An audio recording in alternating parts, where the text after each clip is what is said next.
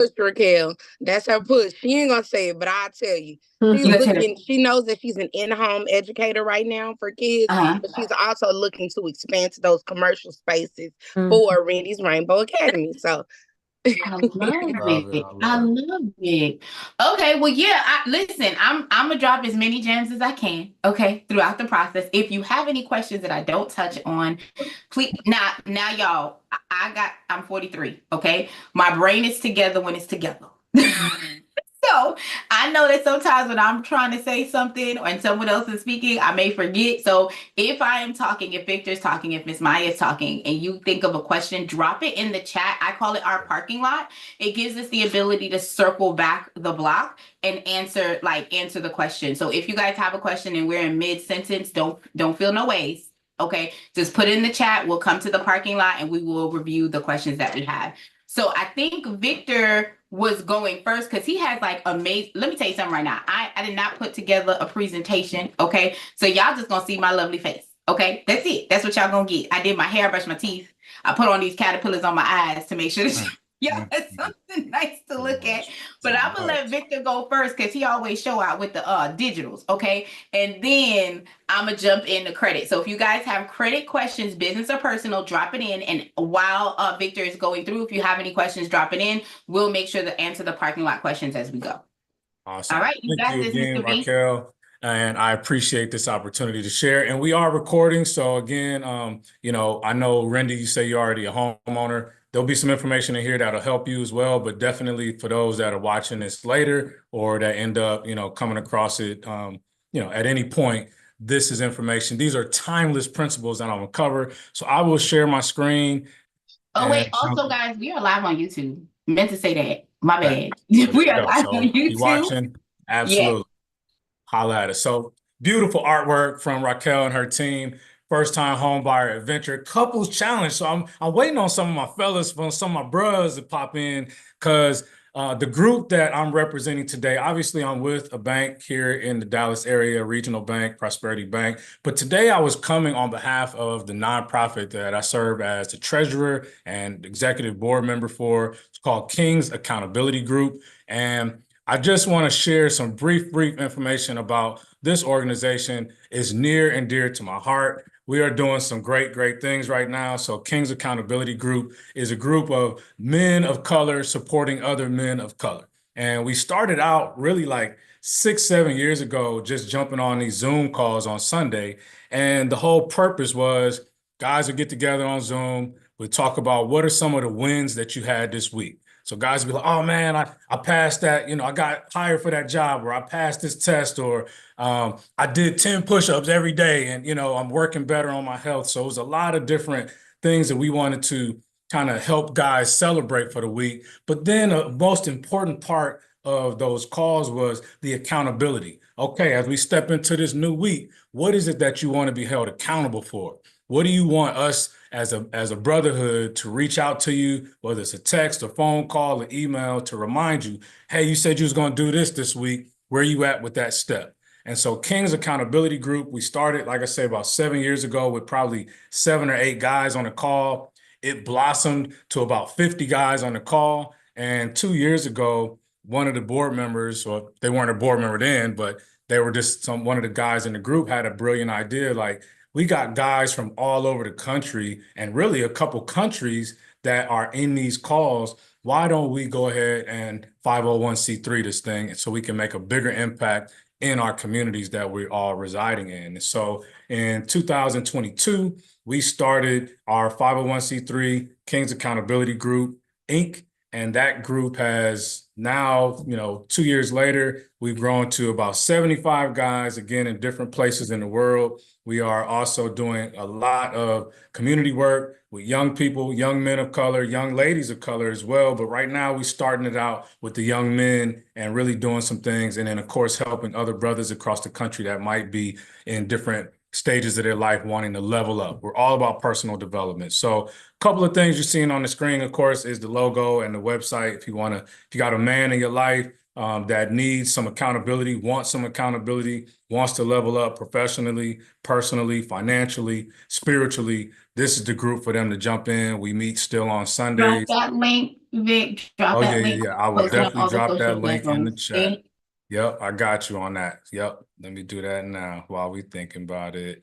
I appreciate that reminder. So if you please share this group. There's, there's, I believe, strength in numbers. And so when we come together, it's really a powerful thing to see these guys talking about, being vulnerable about areas that they want to improve in. We don't see that a lot in Black men, especially because we're protective of our feelings, our emotions. So anyway, check out the website. We're doing a lot of work in the community. And then most recently, we're about to have an event called Prince to King, where we have at least 25 suits that we're going to give to young men. We're going to teach them about, how to walk into a room with confidence, how to look people in the eye, how to have character, how to step into an interview or pitch competition or whatever that is. And we're giving brand new suits away, not no hand-me-downs. These are Joseph A. Bank, Men's Warehouse, that type of stuff. So on November 16th, which is 2 Saturdays from today,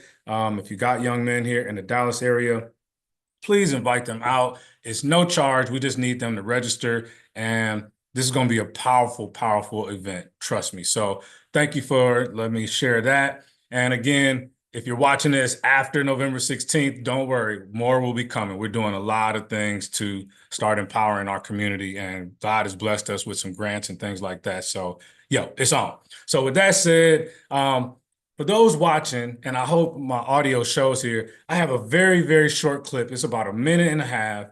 And about 15, I'll say 10, 15 years ago, my son, who was a teenager at the time, or an early teenager at the time, was, going through his thing as a young man and transitioning. And we used to watch this movie called The Edge. And The Edge had Anthony Hopkins and Alex Baldwin in this movie. And rounded up into a short story. Anthony Hopkins is a very wealthy media mogul, and he's got this cabin out in the mountains, and he invited out these couples to, just kind of celebrate them. And for the guys, he said, hey, we're going to jump in my private jet, fly over the area, just take a look at the wilderness, and the plane crashes. So they find themselves in a bad situation. One guy dies when the plane lands, and then it's the rest of them trying to make it back to his compound.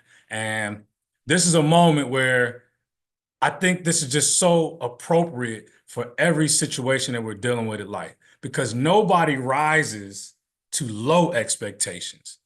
You can't rise if your expectations are low. So let me know with a thumb up if you can hear the audio once it starts here.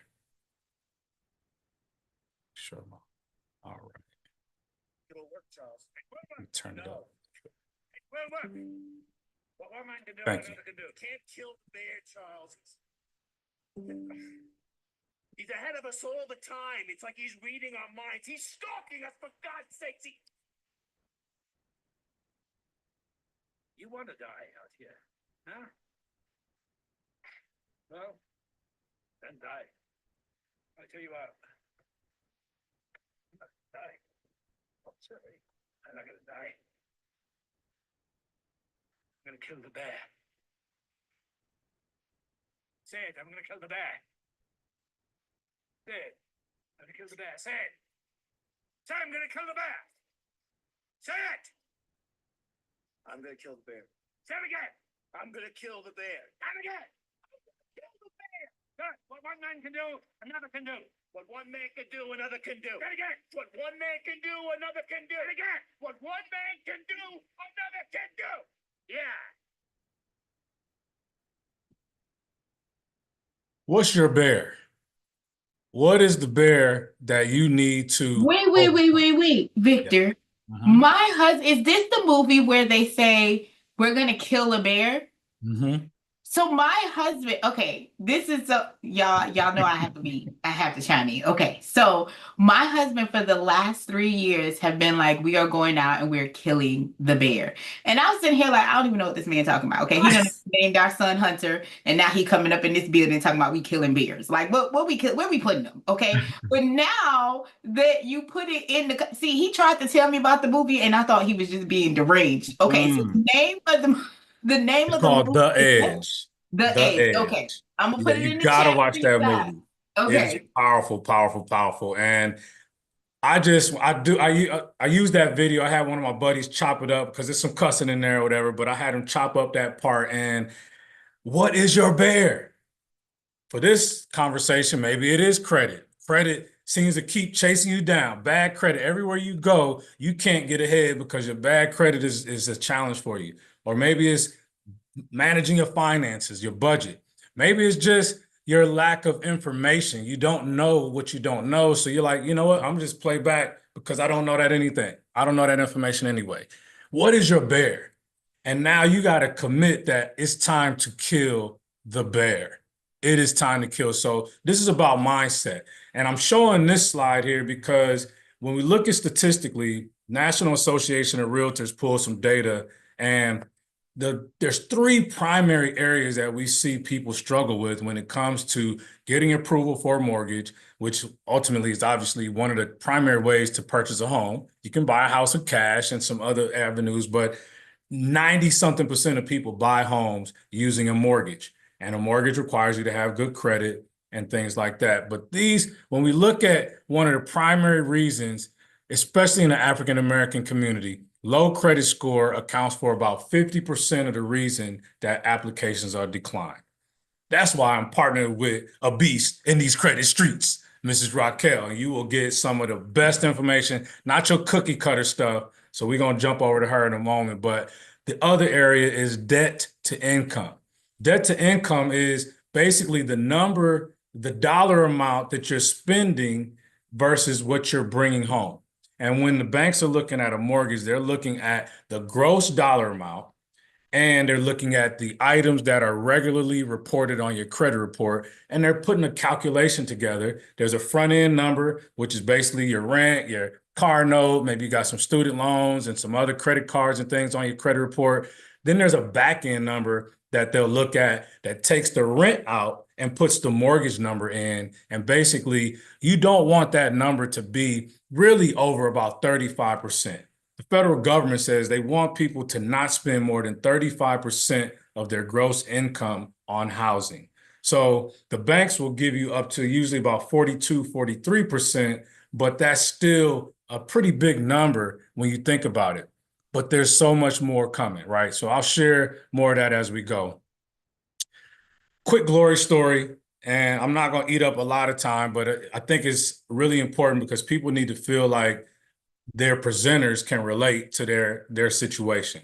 So not, too long ago, but probably around the time when my son and I were watching that movie, I was going through my own transition. I always had pretty good jobs.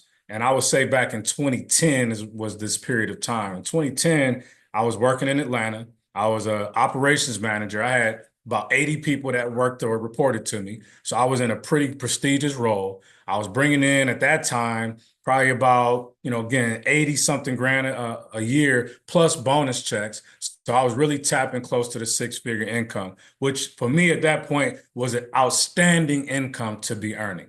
Well, I couldn't figure out why every pay period I was broke 5 days before I got paid. I was broke. Like, I'm bringing in great money, probably almost double what I had been making in the previous career, previous job, but I was broke within that week of pay period, I was already broke. So I had to really figure some things out. And there was a brief situation where every summer I would take my kids. We lived in Atlanta, so we would drive to either Florida for a vacation for a weekend or a few days, or we would go to South Carolina or North Carolina. It was just one of the things that as a kid, my dad was involved, but he wasn't in my household. So I didn't experience all those family summer vacations the way I really wanted to. So it was one of the things that was so important to me that I'm going to take my kids on a summer vacation every year if I can. And so this particular year, the money just wasn't adding up to the month at all, but I had to still do it. My credit was low. I had a credit score of a 510.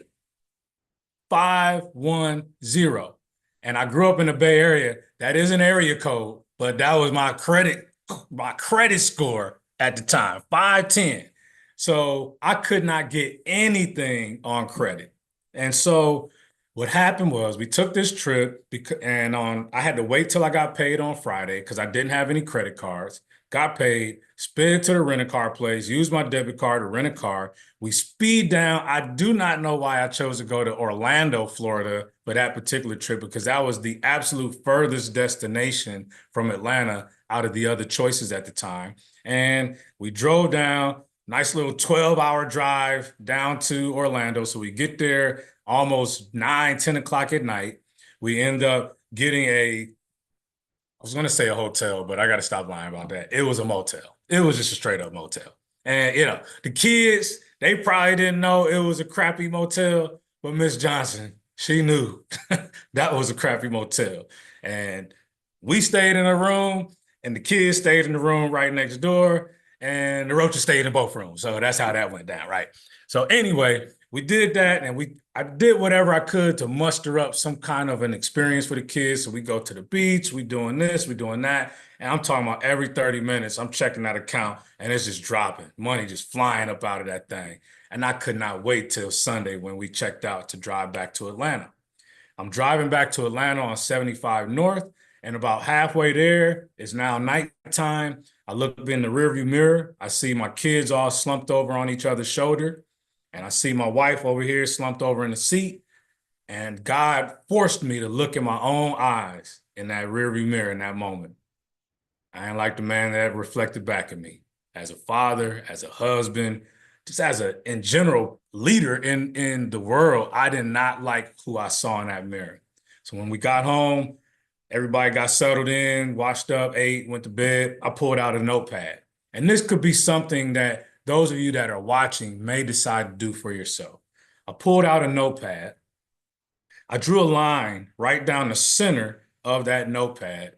And on the left side, I wrote down, what are all the obstacles preventing me from being the man that I really want to be, the father I wanted to be, the husband that I wanted to be, the leader that I wanted to be, to take the kind of vacations that I wanted to take. So I wrote all them things down, and you can imagine it went down to the bottom of the page. On the right side, I wrote down all of the things that the man that I wanted to be would do. What kind of books would he read? Would he drink more water? Would he exercise? Would he manage his money better? What would he be doing for personal development? What kind of husband would he be? What kind of father would it be? What kind of vacations he would take? What would be the house that he would move into? All these things were on the right side of that paper. And I said a little prayer, and then I went to bed, left that on the coffee table. When I woke up the next day, that sheet of paper became my to-do list. And I literally started on the left side and just start checking stuff off, checking things off over the weeks, the months, and a year and a half goes by. And basically what happened was I decided to start sacrificing, stop eating out, all the time, like 4 or 5 days a week, I'm eating out for lunch. My wife was doing similar. My kids, everybody was doing these things. First thing I did was downloaded an app. At the time, it was mint.com. And I'll share some other apps with you here in a moment that'll help you where you can track your money better. But we started doing things that changed the trajectory of our dollars, and it ultimately lifted us up. A year and a half later, my credit score raised up to about a 680. From that 510 to a 680, I was able to save some money, and we were able to buy a house. It was just that simple. Simple, but not easy. So my glory story is that I went from a 510 to a 680, and I ended up becoming a homeowner. And since that time, my wife and I, we've purchased 12 houses. We've bought rental properties. We've bought, upgraded our homes and things like that. Our kids have been able to do things, and we're still working with them as well, but that's the glory story. Write down on a sheet of paper, if you're taking notes, I need my own glory story. I need my own glory story. So let's keep pushing. It's 5 things that I'm going to share with you today that will help you to lead to home ownership. These same 5 things could lead you to better finances, some better credit. And, you know, we got the experts in here to talk about the specifics on the credit side and the actual home ownership side. But these are things that if you just want to level up financially, so you could put in 5 things that I could do now to level up financially instead of home ownership if that's not your goal. But number 1, you've got to be brutally honest about where you are with your financial situation.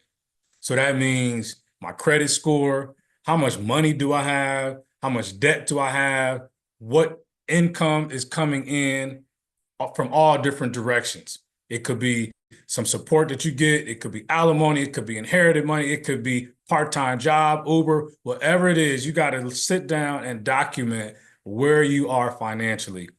And then when you're looking at it, it's going to be hard. It's going to be hard to look at a credit card that's maxed out, that's charged off, because it brings back some of the decisions that you made that you're probably in a better mindset now than you were when you were doing that. So you've got to forgive yourself.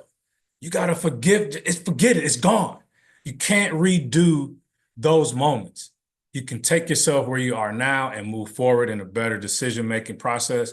And so these are some things that'll help you. But look at your credit, look at your savings, look at everything. And when we talk about our net worth, we're talking about the total of your assets. So home, if you got a home, what's the value of the home, value of your car, any jewelry you got, stocks, bonds, any of those type of things, minus the debt that you have out there, a mortgage, a car note, credit card debt, the different things that are eating away at those finances. So take a look at that. And we want that net number to be a positive. If it's not, then you got a goal to set that. That's going to be a glory story for me, is that my net worth is going to go from a negative number to a positive number here in the next year. And again, feel free to drop questions in the chat, comments, anything like that as we keep going through. And anybody can jump in with commentary as well. This is just a conversation we're having. So a few things that are important. So I mentioned that my wife and I downloaded the app, and this was back in 2010. So that was 14 years ago. We were using mint.com. And that's actually the screenshot that you're seeing on here is the old Mint app. But now I use Rocket Money as an app. And there's several of them. But I love Rocket Money. Personal Capital is another I one. love it. I love it. I love it. Yeah, Rocket Money is the bomb, right? So I load up all of my account activity in there, you know, everything, any investments we got, all of the activity that's going on my business account, my personal account, everything is there. And then I'm able to take a look at transactions. I'm able to say, oh my God, I forgot that I was making that subscription payment every month for $15. Well, that's eating money out your pocket.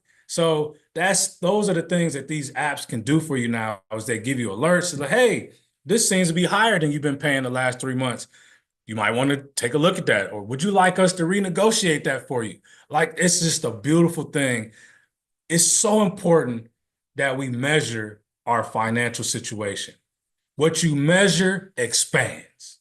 If you're not looking at it, it's too easy for that money to just sip away, just float away. And we have so many things that are happening in our lives today, and so many apps that our card is locked into, and you done forgot that you did a free trial, and then that thing to convert it to the monthly payment. Like, these apps help you to look at that, and those little dollars turn into big dollars over time.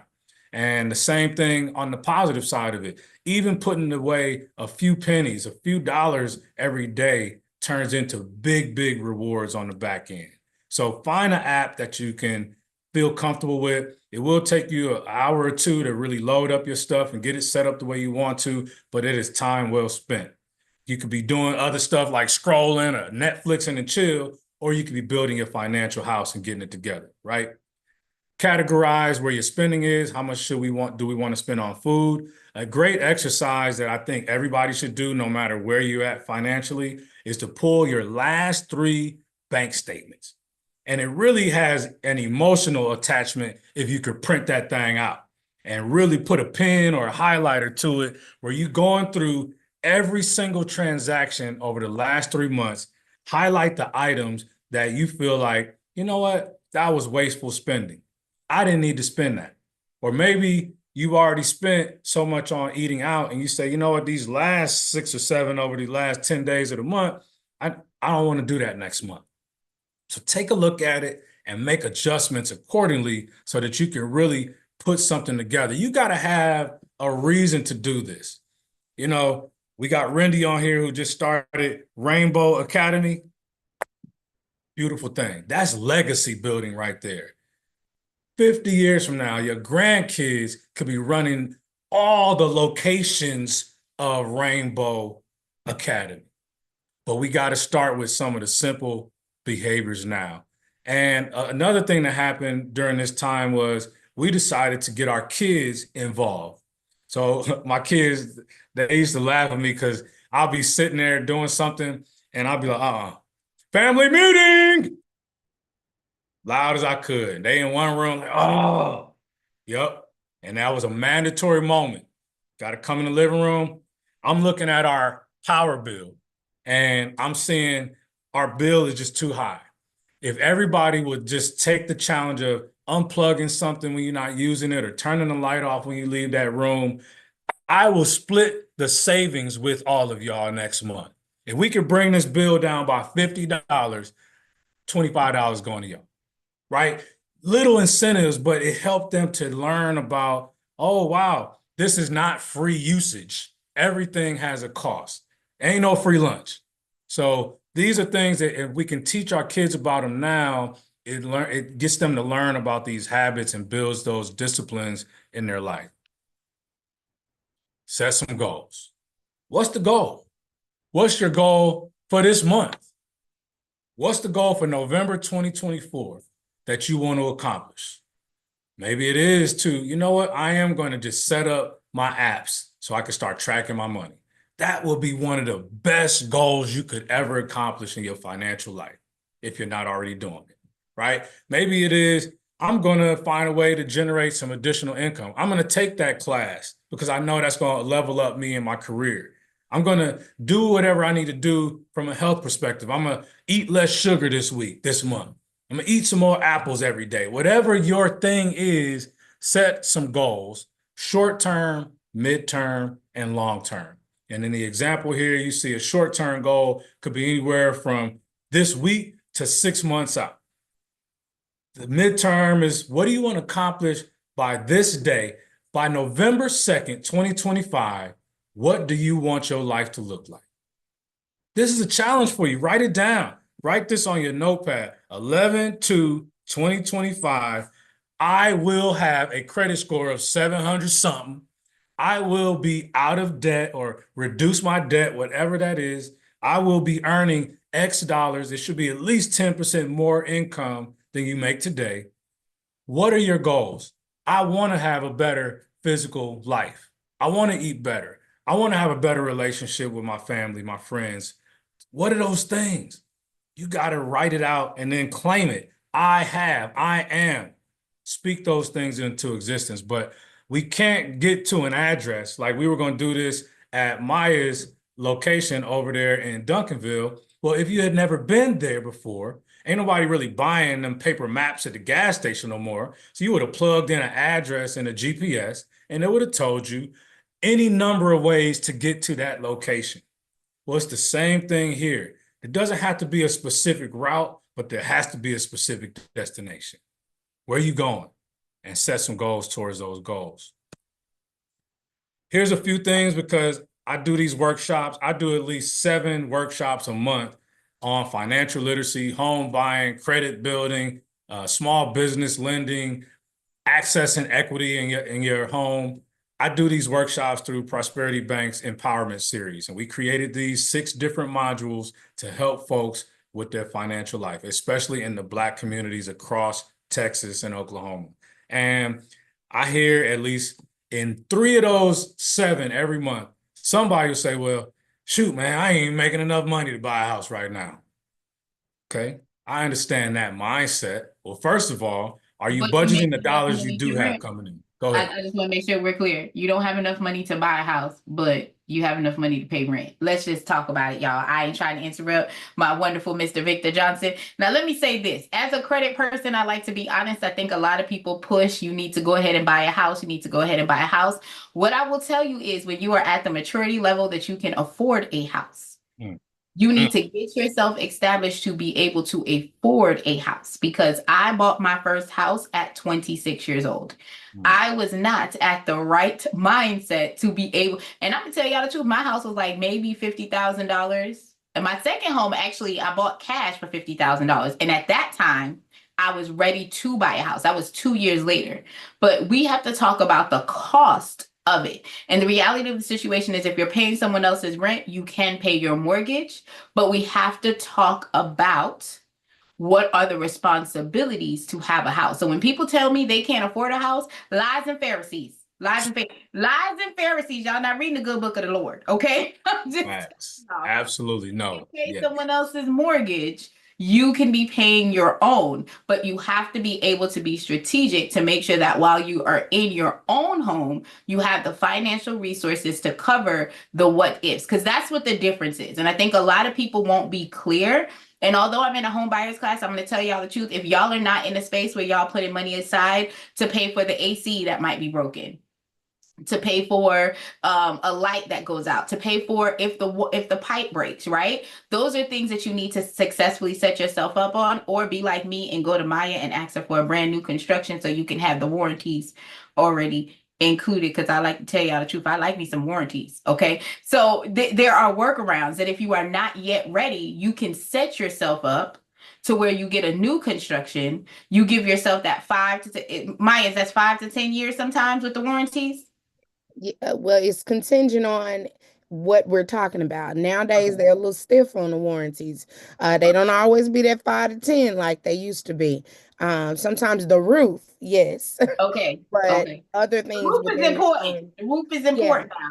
So getting specific types of insurance, to if it's a new build, certain things are covered, but that's a long part. But So when I say that to say, my girlfriend says I say that to say this, that if you are not home ready yet, instead of getting yourself overwhelmed and saying I can't afford it, to Victor's point, mindset is key. You can afford it, and you can create a strategic plan in order to, if you get that new construction, whether it's 5 years or 2 years or 10 years, you can put a certain amount aside every single month. Because I'm going to be honest with you, my homegirl was paying $2,586 a month for the place she was renting. She bought a 1 acreage, and she's only paying $900 and something a month.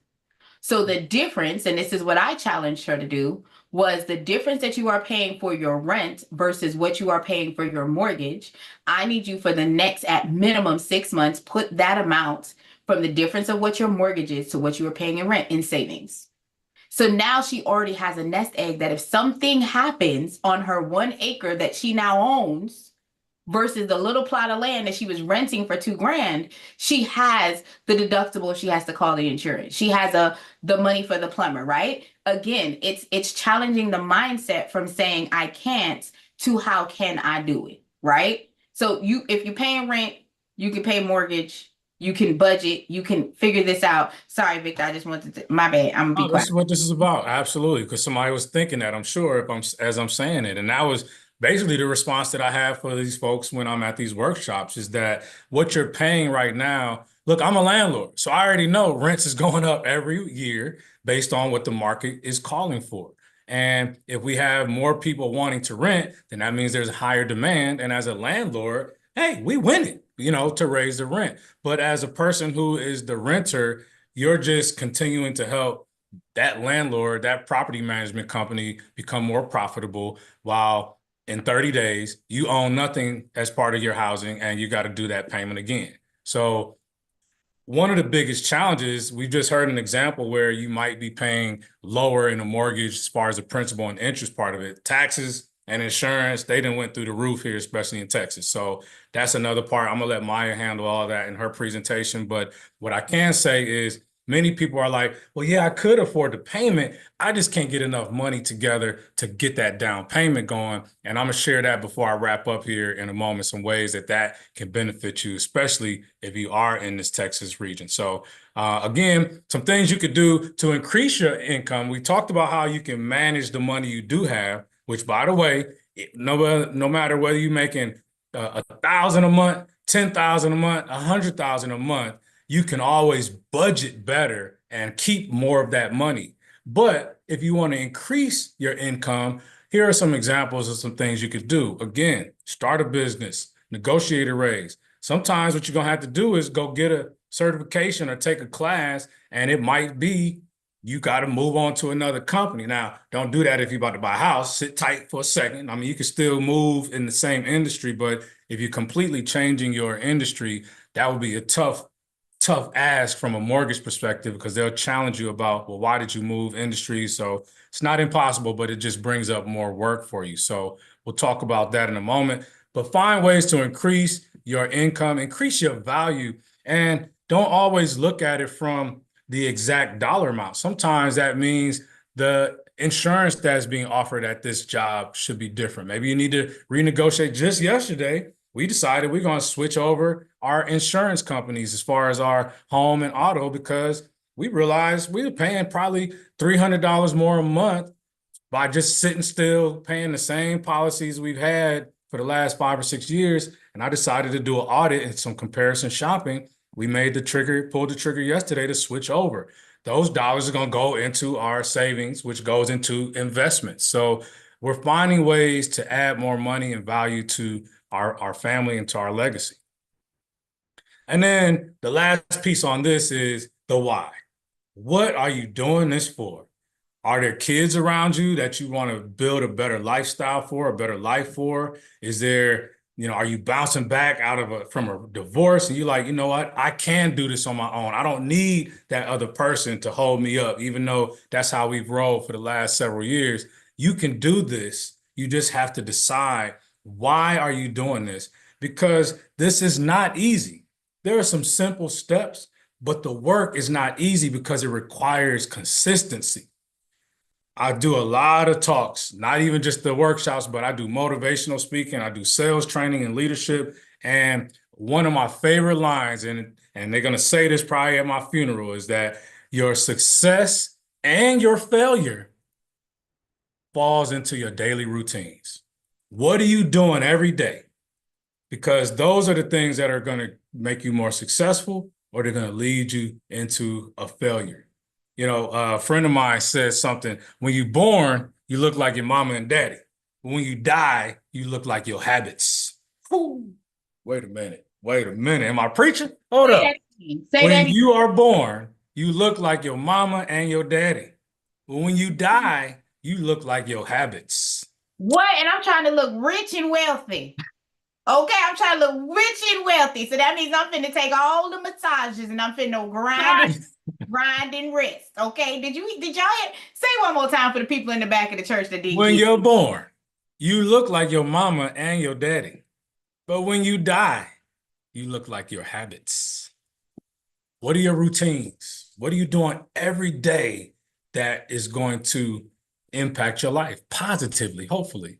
So again, if your goal is to become a homeowner, then you've got to find a way to every single day do some things that will improve the quality of your life and the people that you care about's life. So don't forget your why, because I'm one of them guys that on my phone, I keep affirmations and pictures and stuff, and I set up alerts. About every hour and a half, I got a notification popping up that's reminding me, hey, don't forget, you got to do your walk today. You got to go to the gym today. Hey, did you look at your finances? 9 o'clock every night, the alert pops up. Manage your personal and business finances. So I need to look at every single transaction that occurred in the last 24 hours and see, do I need to make some adjustments somewhere? And it just helps me to stay on top of it. I texted my wife last night. She out of town. I said, hey, did you spend this money on this notary thing? She's like, yes, I did. So, okay, cool. I'm just making sure they're not charging us an annual fee and we didn't forgot about something, right? So, those are the things that happen, and have the conversation with your significant other, whoever's in your house, if it's roommates and y'all sharing expenses, you have to have these uncomfortable conversations, and don't forget your why. Okay, so I'm not going to go into the credit piece because I got an expert in here, but I will say, as an example, if you don't manage your credit and you end up going to get a mortgage, it could be costing you thousands of dollars over time, right? This is an example. This is just an educational example. And this was done about a year ago. But at the bank, if your credit score was below, really a 700, I need to change those numbers, but if it was under a 700, you might be, depending on the loan product, you might be paying as much as 1 or 2% higher in interest for the money that you're borrowing to buy the house. And those are real dollars that could translate into you spending money that could be going to other places in your life. In this example, these differences in credit score related to about a 2% difference, which is in real dollars, about $340 in this example, in real dollars every month that you could be allocating towards something else. When we were doing our budgeting through the Mint app, what happened was again, this was 14 years ago, we were living in an apartment and we were getting ready to buy a house. Our rent was like $850 a month or something. I mean, it was super low in Atlanta at that time. And we were looking at the chart, that little pie chart, and the eating out, we were spending $1,250 a month as a family eating out. But our rent was $850. That math ain't mathing. And so what happened? We made the adjustments. A month later, we ended up lowering that food bill down to about $950 a month, still more than the rent, but no extra job, no, part-time gig, no hustling.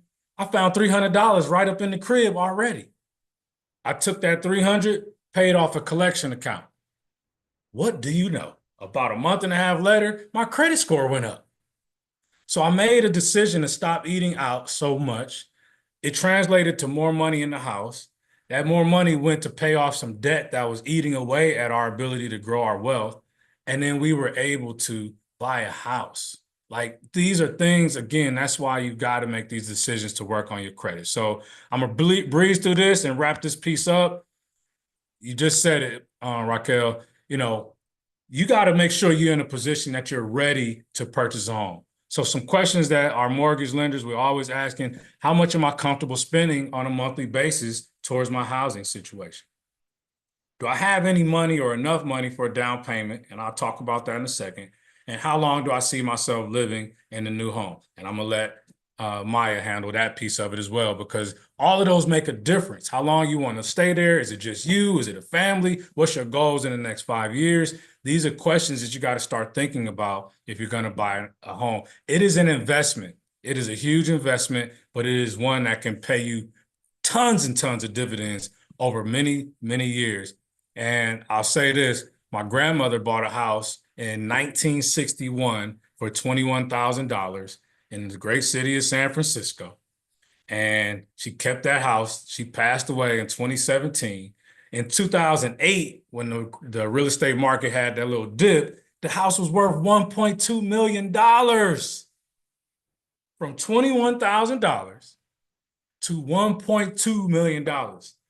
My math geniuses out there, y'all do that math right there. That is exponential growth. Let's just say that's a lot. That's a enough. lot. For some of us, that's enough. Okay. Listen, when she passed and she wrote into the will to, dispose of the home and disperse that money amongst her kids. And, I'm my mom's only child and she got brothers. So I guess it was mama's baby, daddy's maybe situation. But my grandma was like, I want him to have part of the inheritance. And we walked away. We sold the house for $918,000. And not only did she take care of herself during her lifetime, she took care of her kids. She took care of her kids' kids. I was able to do stuff for my kids. And my daughter has money for our granddaughter. So her decision in 1961 is still paying huge dividends for our family. And these are the reasons why you got to do it. Generational wealth. Victor just demonstrated what generational wealth can look like if done correctly. So you're saying your grandmother made a $21,000 investment Mhm. way back when Jesus was a baby, right?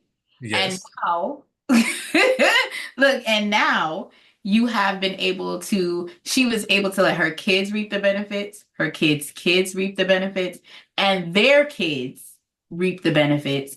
And now, because of your strategic marketing and your strategic planning, you are not able to pass that on to their kids' kids. So, I mean, guys, generational wealth does not look like Michael Jackson or Madonna all the time. It looks like grandma who made a solid investment, and you guys are helping to keep that property together to then go ahead and pull from that property years later and be able to literally make massive impact. So, like, I love that story. I didn't know that, Victor, and I'd be all up in your business. Absolutely. And it takes being a good steward, a responsible person over that money. I could have took that money and balled out for a couple years and came back broker than I was when I got the inheritance, right? But we invested in properties. We put some things aside. We did do a little bit of stuff, but it was strategically done and everything was in proper order. So with that said, ask yourself some questions. What is it that you want to spend every month? How much cash do you have? And what are your plans for that property? All right, as we move through this, give me about 5 more minutes, ladies, and I'll be up out of here. All right, so just some things that a mortgage lender will ask you. There's some things that your credit is going to impact. Definitely your down payment amount, potentially, depending on the rate or the product that you end up going into as far as the loan. It could impact the interest rate, as I just showed, whether you pay private mortgage insurance, or it could also impact the type of loan that you get. And now, insurance, like regular insurance, looks at your credit score as well. So that could impact the premium that you pay in your insurance. We're going to want it's a very intrusive process. So prepare yourself.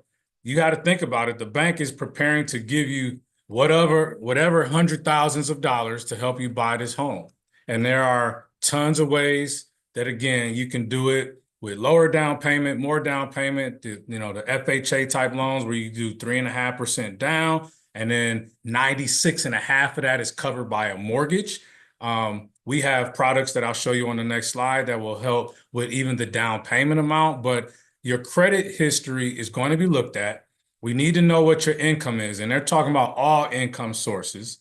So, again, if you got multiple streams, you got a part-time job, you got this regular W-2, and you got a, side business, that information needs to be looked at. We need to know what your debt obligations are. So that's where the debt to income scenario comes in. And then how much cash do you have on hand to be able to do what you need to do? And as from a mortgage perspective, if you get approved for a mortgage, let's just say of $300,000, that don't mean you got to buy a house that costs $300,000. Now, it's going to be tough to find them lower than that, depending on where you're at, but you don't have to max out the amount because, again, as Raquel said, all it takes is for that AC to go out and you don't have a home warranty, or you got something that happens where, you got to do a repair on your home, a water heater busts, the roof starts leaking. These different things are reality, and it's not a matter of if they're going to happen, it's when, because it is still a property and there are conditions that are going to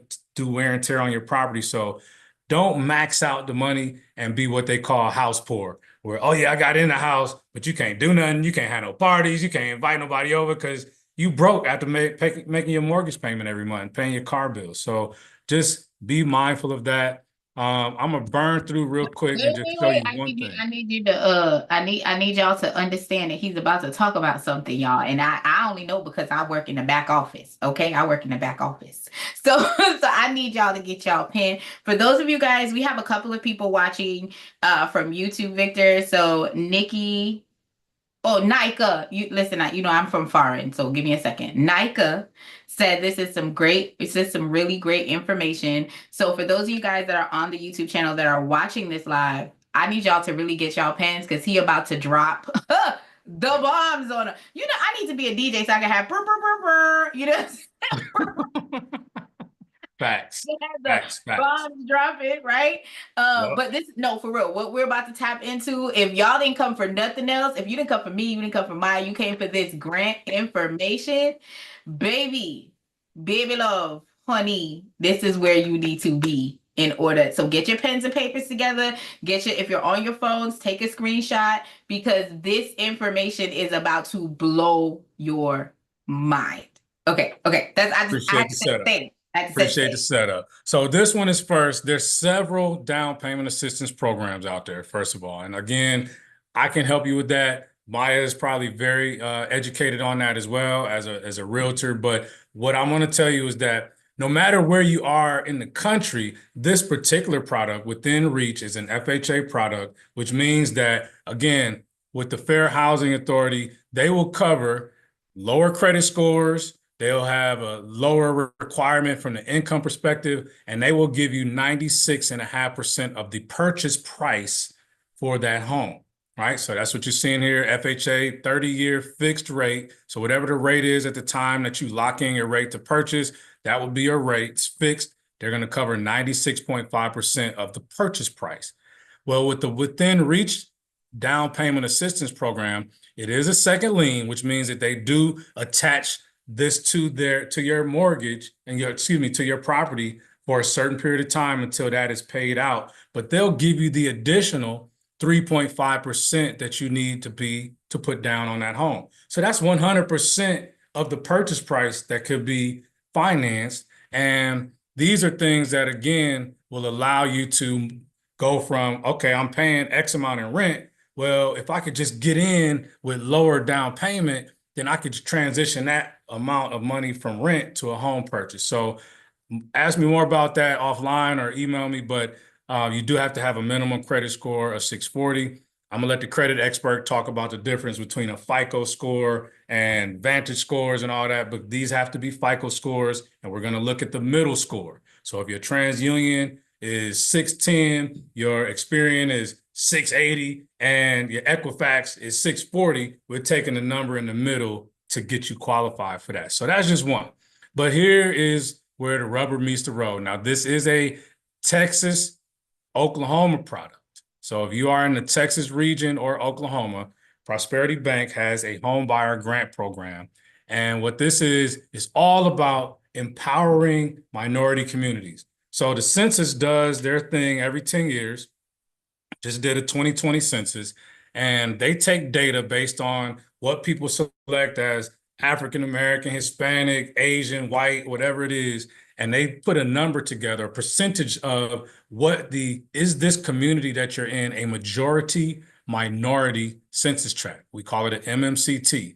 And if the community where the house address is a majority, meaning 50.01% or greater, it shows as minority, and I'm gonna show you what that looks like, then this program qualifies. We do it as an FHA or VA, and now we can do it for USDA products. So if you're buying a house out in the sticks somewhere in the suburb, out in the country, you can still use this grant program.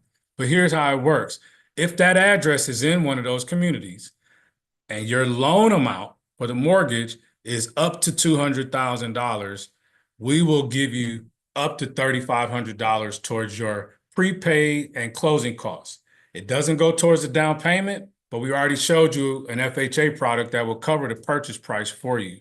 So this is for those additional costs, for things that the lender is going to charge you, things that the title company will charge you. Any of those prepaid or closing costs, you could apply that up to $3,500 towards that, and that's for up to a $200,000 mortgage. If it's between that number and $299,999, we'll give you the same thing, up to $5,000 for that prepaid and closing cost amount. These can be coupled with other seller concessions. If the seller says, hey, I'm willing to give you $3,000 because I know you're going to need some new floors or whatever that is, you can apply that with this money. And so it's just further reducing your financial obligation to bring to the table. And then if it's over $300,000, then you can get up to $7,500. What some people are thinking is that, well, man, I ain't trying to buy no house in the hood. Well, first of all, because it's a majority minority community does not mean it's in the hood. if you live in the Dallas-Fort Worth area and you're familiar with Frisco, there's a community up near the PGA golf course that is heavily Hispanic, Indian, and Black. So that makes it a majority minority community. And those houses are averaging about 650 and up.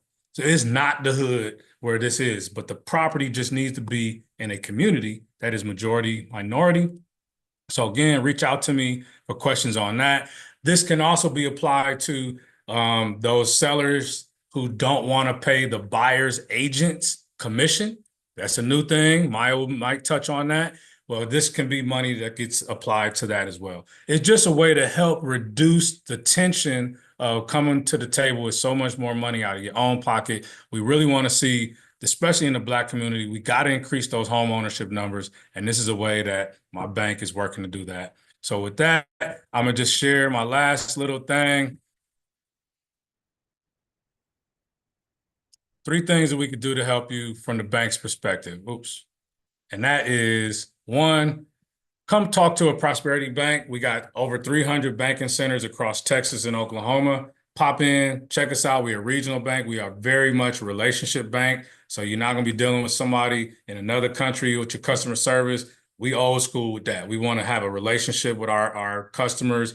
Come in. I just recently actually opened a savings account there. I already had a checking account, but I opened a savings account a few months ago, and I used the Good Cents. So when I charge my debit card at a grocery store, it's going to round it up to the nearest dollar, take those pennies, move it into my savings account, and every month they're going to add 2% to that. So it's not huge money, but it's money regardless, right? And so we got the first-time home buyer down payment programs and the grant programs. I am the community outreach coordinator for Dallas-Fort Worth as well as East Texas. So I could be doing these type of workshops in Dallas one day and in Tyler, Texas another day, and back up in Frisco another day. So I cover that footprint.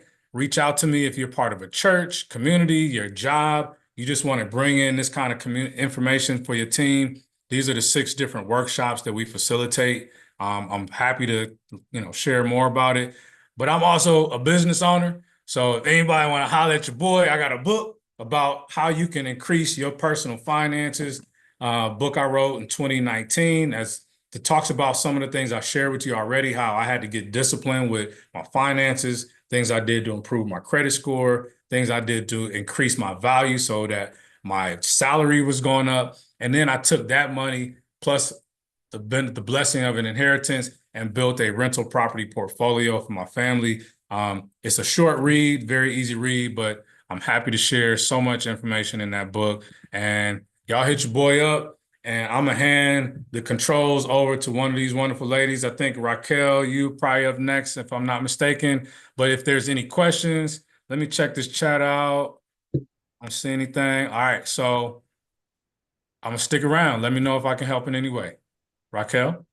Hey guys, so I don't know if y'all don't know, oh my goodness, like all that information was great. And then sidebar, did I mention that he's a TEDx speaker? I just want to let you know that he didn't came up in this room and he dropped the bombs, okay? And he is a TEDx speaker, a black man in the room. TEDx speaker. I just want to, just in case y'all didn't know, Pinky from Slutty Vegan just went up for her TEDx. So in 2024, right? Because we went in 2024, we have Pinky, a Black woman, and Victor, a Black man, doing their TEDx talk. Like, hands down, like we are what our ancestors have been. We are ancestors' wildest dreams, okay, in motion, doing it. So I'm so thankful. Shout out to the people on YouTube. Y'all know how to close out my little app. Don't worry about that. I'm going back in. I'm going back in the app right now. So for those of you guys that are watching on YouTube, definitely share. Like, comment, and listen, Hunt is not here. Okay. So if y'all know, I have a little mascot. His name is Hunter David. Okay. And he comes in the room randomly when he's awake and he goes like, comment, and subscribe. Okay. So since he's not here, I will make sure to record it because I keep on saying I'm going to record it so I can plug it in every time I'm on YouTube to tell everyone to like, comment, and subscribe. So, and in the chat it says Black Excellence. Victor, thank you for being Black Excellence. I love it. And what I love about Prosperity Bank, I know, listen, I'm not saying that you have to be a Black person, but a person of color and minority, they are really pouring back into the community. And they're really heavy out in Houston, really heavy in Dallas. I think there's a Prosperity Bank in Killeen, y'all, right? Is there a Prosperity Bank? I'm gonna find out and I'm gonna tell y'all. Okay, and I'm gonna drop the link in the books and in the chat so y'all can really get in. Maya, there's a message in the chat if you want to go ahead and check it out for us. So I wanted to go ahead and just tell you guys as we are maneuvering, if you have questions, if you have concerns, go ahead and drop it. For those of you guys on YouTube, we will go ahead and I have the YouTube up. So if you have a question or a comment, I will go ahead and post it here. What's But the YouTube link? Oh, I dropped it in the chat. It's right here in the chat, friend. You want me to go ahead? Okay, gotcha. No, I'm gonna get it. Nope, I got Okay, you. it's in the chat because I want to make sure everybody got it. Okay, can you guys do a video for Florida future home buyers? So what I will do, since someone said that, y'all watching on the replay, if you guys know a Florida realtor or a Florida bank representative that has that information, I work with everybody. Okay, as long as you do good business, I will partner with you. Okay, so I will tell you that we will go ahead, and since that is a request, we will go ahead and contact someone in our book of business. I know Maya probably know everybody, okay, in the real estate space. So Maya gonna hook us up with a friend. I can find you somebody in Florida. Say less. I Okay. will find you somebody. Okay, come on. So we're gonna find out what grants are available, what programs are available in the Florida area. So thank you so much for that comment. Up next is gonna be mine, because when I come on here, y'all like listen. Listen, when I come on here, y'all better have y'all pens and papers because we're talking foundation. I'm gonna give y'all some implementation, and by default, Miss, I'm gonna say your name wrong again. Say it again. Say your name again. Maya Bangora. Not Maya. I'm talking about the wonderful thing earlier. Oh, Randy. Brandy. I don't know why I be trying to call you something. I'm Jamaican. Okay, just bear with me, girl. She by default came in here not just on time but early, so therefore she is getting a wonderful gift. Okay, and when you see the gift, I think you're gonna be excited about it. So I am going to message you offline so that you can get your gift. Because listen, I create experiences when y'all come here. Y'all leave with education, implementation, and an experience when y'all are done. So for those of you guys that are now going to implement what you guys see here, I'm going to drop my actual email in the chat. I want you guys to email me done. Okay. As a matter of fact, now I'll make it better. I'm gonna drop my phone number in the chat. I want you to drop done, text me done, and tell me that you guys were at the Love and Listing, and I will send you a gift. Okay. So this is how much I want you guys to implement. I don't care if you're implementing what Victor says, and I want proof. I want receipts. Okay. I'm that person that keeps receipts for 2 years after we done broke up. Okay, 15, but don't worry about that. Okay, I'm still working through. I got a therapist. Don't worry about all that. But I want to make sure that we are really helping people that are applying pressure, because knowledge isn't power. It's the application of that knowledge that makes you powerful. So if you guys get in this room and you apply what I'm saying, what Victor's saying, what Maya is saying, you guys are going to see massive movements forward. Okay, so Maya's up next, and then we're going to talk credit. Okay, we're going to talk personal and business credit. So Maya, hit the stage, honey. I'm going to go on mute. Bye, y'all. All right. So again, y'all, I'm going to keep this short and sweet, but I'm going to get straight to the point. What I want you to understand today in this market is that you have to understand your position. You have to understand your position, number one, as a renter. You have to understand your position as a prospect person, meaning I'm just prospecting right now. Like Randy said a minute ago, she said, what? Hey, I already own a home, but I could better my credit. Or I jumped in and said, what? Hey, she has a new business, and eventually I'm going to speak that thing into existence for my friend. She's going to sell out. I mean, you have so many children booking her space that she's going to eventually need a commercial space to be able to house her business. That's what I'm talking about when I say prospecting. When I say you, like I said, you've already You're either a first time home buyer, you're prospecting, or you're like, hey, I want my forever home. I don't care what the market looks like. I don't care what you think your financial space looks like. You have to understand your position at all times. So, what I'm going to jump into is I'm going to talk about home buying 101. And I'm going to cover just a few things in 5 short minutes or more. I might go about 7, but in 5 to 7 minutes, I'm going to capture some things that you guys can jot down, share this with a friend, tell your family members, tell somebody at your church. Number one, I also share these things on my own personal pages. You can follow me at Moving with Maya on Instagram, TikTok. My presence on TikTok is up and coming. Pray for me because there's too many of these handles, but I'm on my way, okay?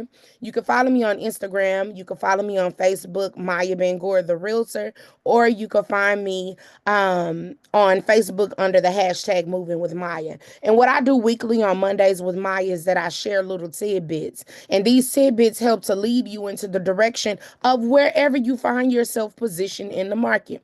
So number one, search and decide on a home. I know you're sitting there like, my credit isn't good. We already answered that question. Raquel is about to get you together.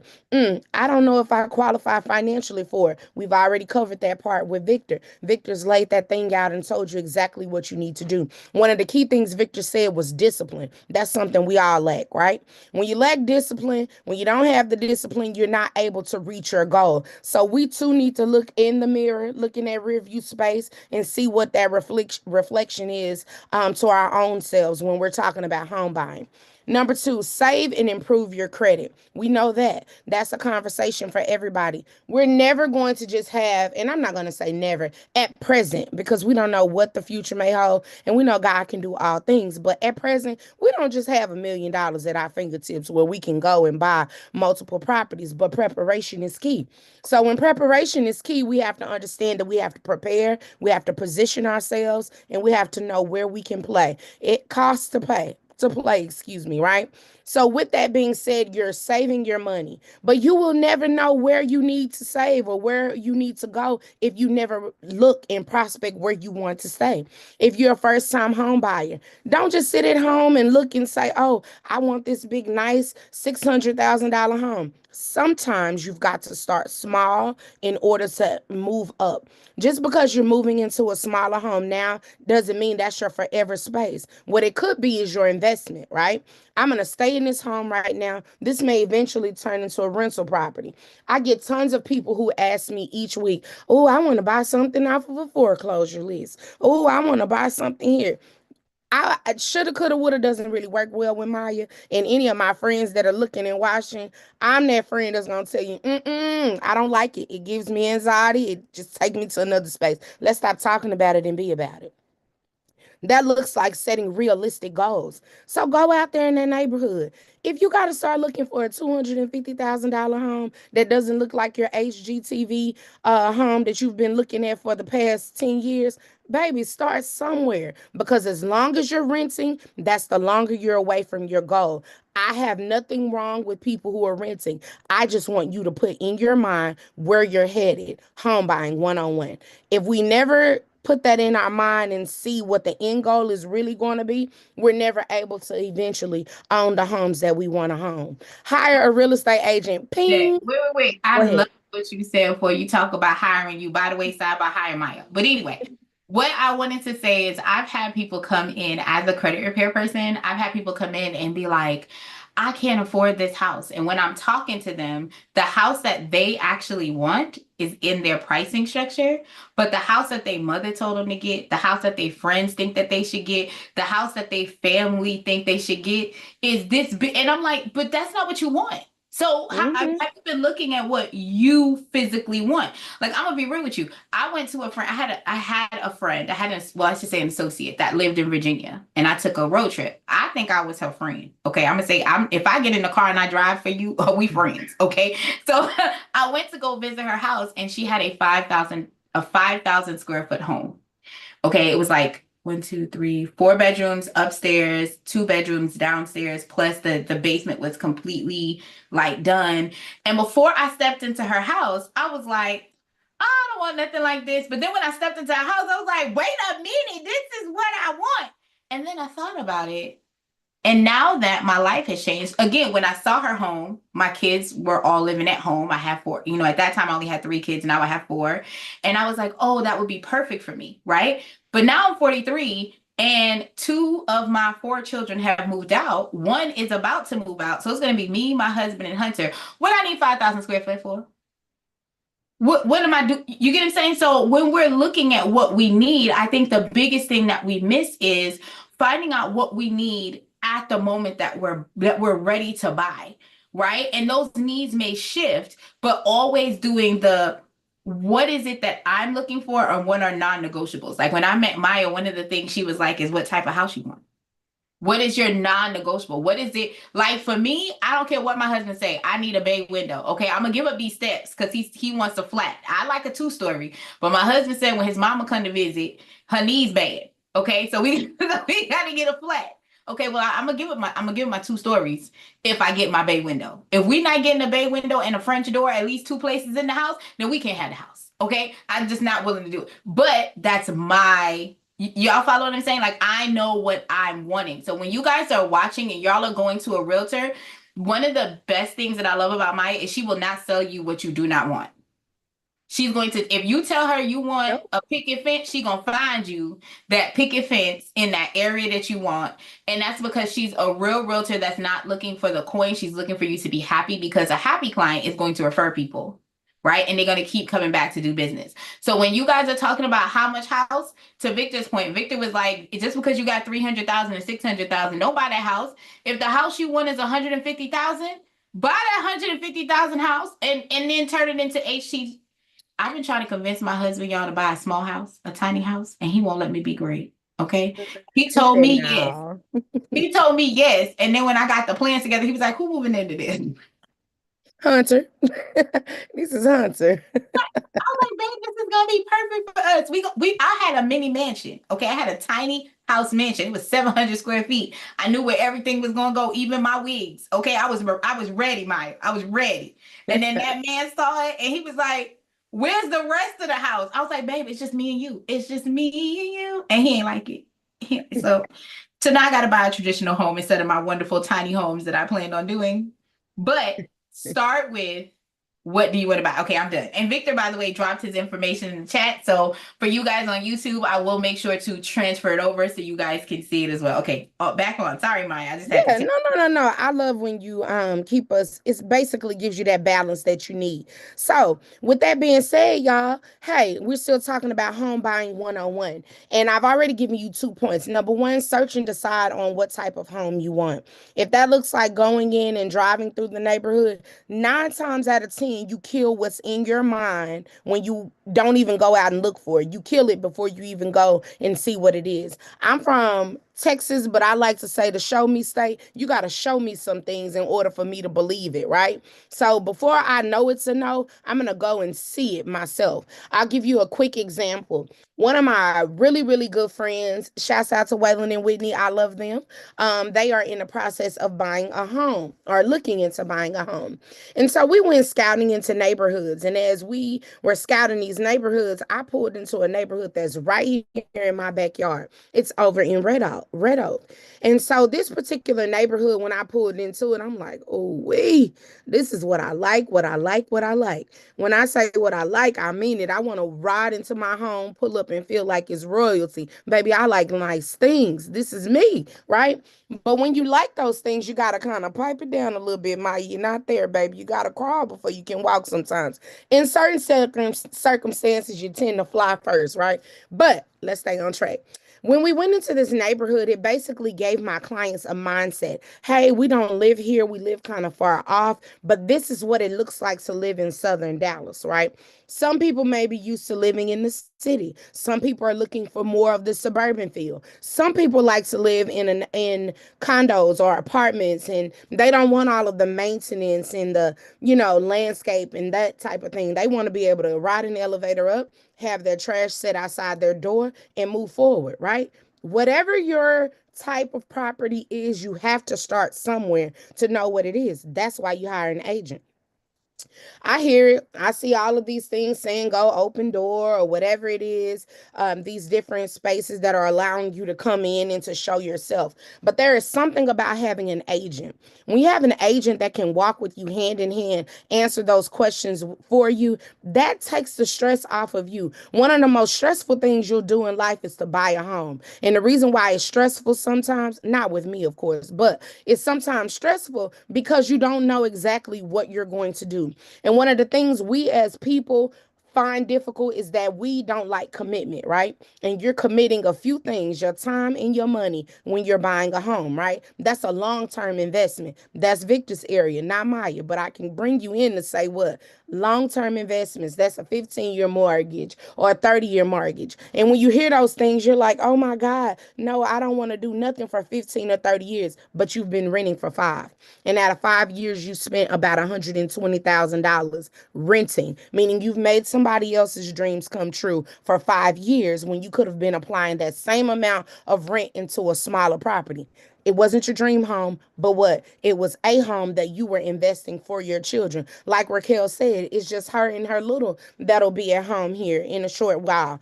Understanding what that looks like. Everybody, as we get older, you're not looking to go buy no house with 2 staircases in it, baby. The bones get to cracking, the back gets to hurting. I don't know what Get you're you a talking flat. about. I don't know what you're talking about. I'm gonna be Sophia Petrillo walking up them stairs if my husband would have let me. I'm talking about. You remember back in the day when they had that thing that you sat on and you ride up the steps? Oh, I Yes, was ready to make my they investment. still have those too, by the way. You can, they cost a pretty That's penny what now, I but told my husband. I was like, we can put your mama on the little scooter boo. We the can lift, go that's on what it is, the lift. But no, he said no. He said no. But I want 2 staircase, one up, one there. But it's okay. We gonna have a flat It's all because right. We're gonna get there. We're gonna get there. It ain't too late. It ain't too late. You can work that out. So understanding that, the next thing is tour and negotiate, right? Even if you're not ready, you and your significant other. The title of this event today is Love and Listings. We want you to love what it is. We want you to understand what listing really looks like. And I'm about to switch gears really quickly and talk to a different audience. You may already have a property that you want to list. You may have land in your family that people or your family's like, let's sell it. Let's just go ahead and take our funds and do something with it. That's another area in which I could help you with that also. But whichever way it is, make sure that you're researching and understanding where you fit in the market, right? Next, loans, inspection, and appraisal process begin. So after you've scouted your home, you've been pre-approved for your home, we find a home that you like.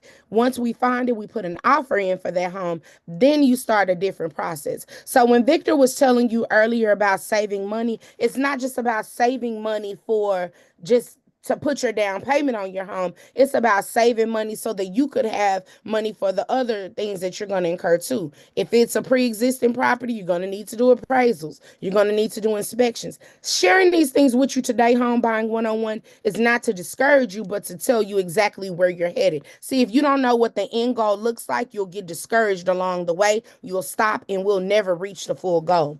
The last thing I'll share with you is it's a beautiful thing to be at closing day, right? But if we keep closing ourselves out of the spectrum before we ever can get to the table to close on a home, then what? We have never made it to closing day. You just keep closing in with a closed mindset. You're putting those blinders over your eyes. You can't see anything. So, in short, remove the blinders, get into a position of power, meaning put yourself in a position to be educated, understand what you need to do, and do a realistic goal. Randy will share with you what I did with my friends a few weeks ago. I told them we were going to have Friendsgiving. But instead of us sitting around, and I did this for my family too, instead of us just sitting around and eating and, gaining those extra calories for the holiday, let's go ahead and bring y'all's little calendars. We don't do nothing but sit around and finish watching the latest Tyler Perry movie and be talking and all these things. In my mind, my family will be equipped in 2025 because I believe that we can all be successful together, but it starts with one genuine conversation. Yes, I'm the agent, but I also care about the well-being of those who I'm searching for a home for, right? I want to make sure that you're connected to all of the power players in the industry, like Raquel, like Victor, like myself. I also work with the brokerage of individuals where there's more than 100 years of experience when it comes to home ownership, listing, selling, investing, all of those things. I actually attended a workshop yesterday called Wealth in Real Estate with Tommy Jones. Just being in that position, being in that space with like-minded people who are going to lead us in the right direction, that made me feel empowered. It gave me that push that I needed to encourage my family during these holidays. I told them, everybody go to Target, log into Target right now. Put that in your Amazon cart. Go get you a 2025 calendar, right? Next thing I want y'all to do, I want y'all to print out y'all's insurance plans, right? Because I can't stand when we get to that mindset of trying to position ourselves. We don't understand where we're going. Know what your life insurance looks like. I'm spinning the block real quick, right? Going in a totally different direction, but I'm going to align and share what I'm saying with you. I told my family that because our parents are getting older, right? So a lot of them desire to buy homes. We could talk about home ownership, but I want you to also talk about your assets and making sure you're positioned correctly when you're talking about your parents, right?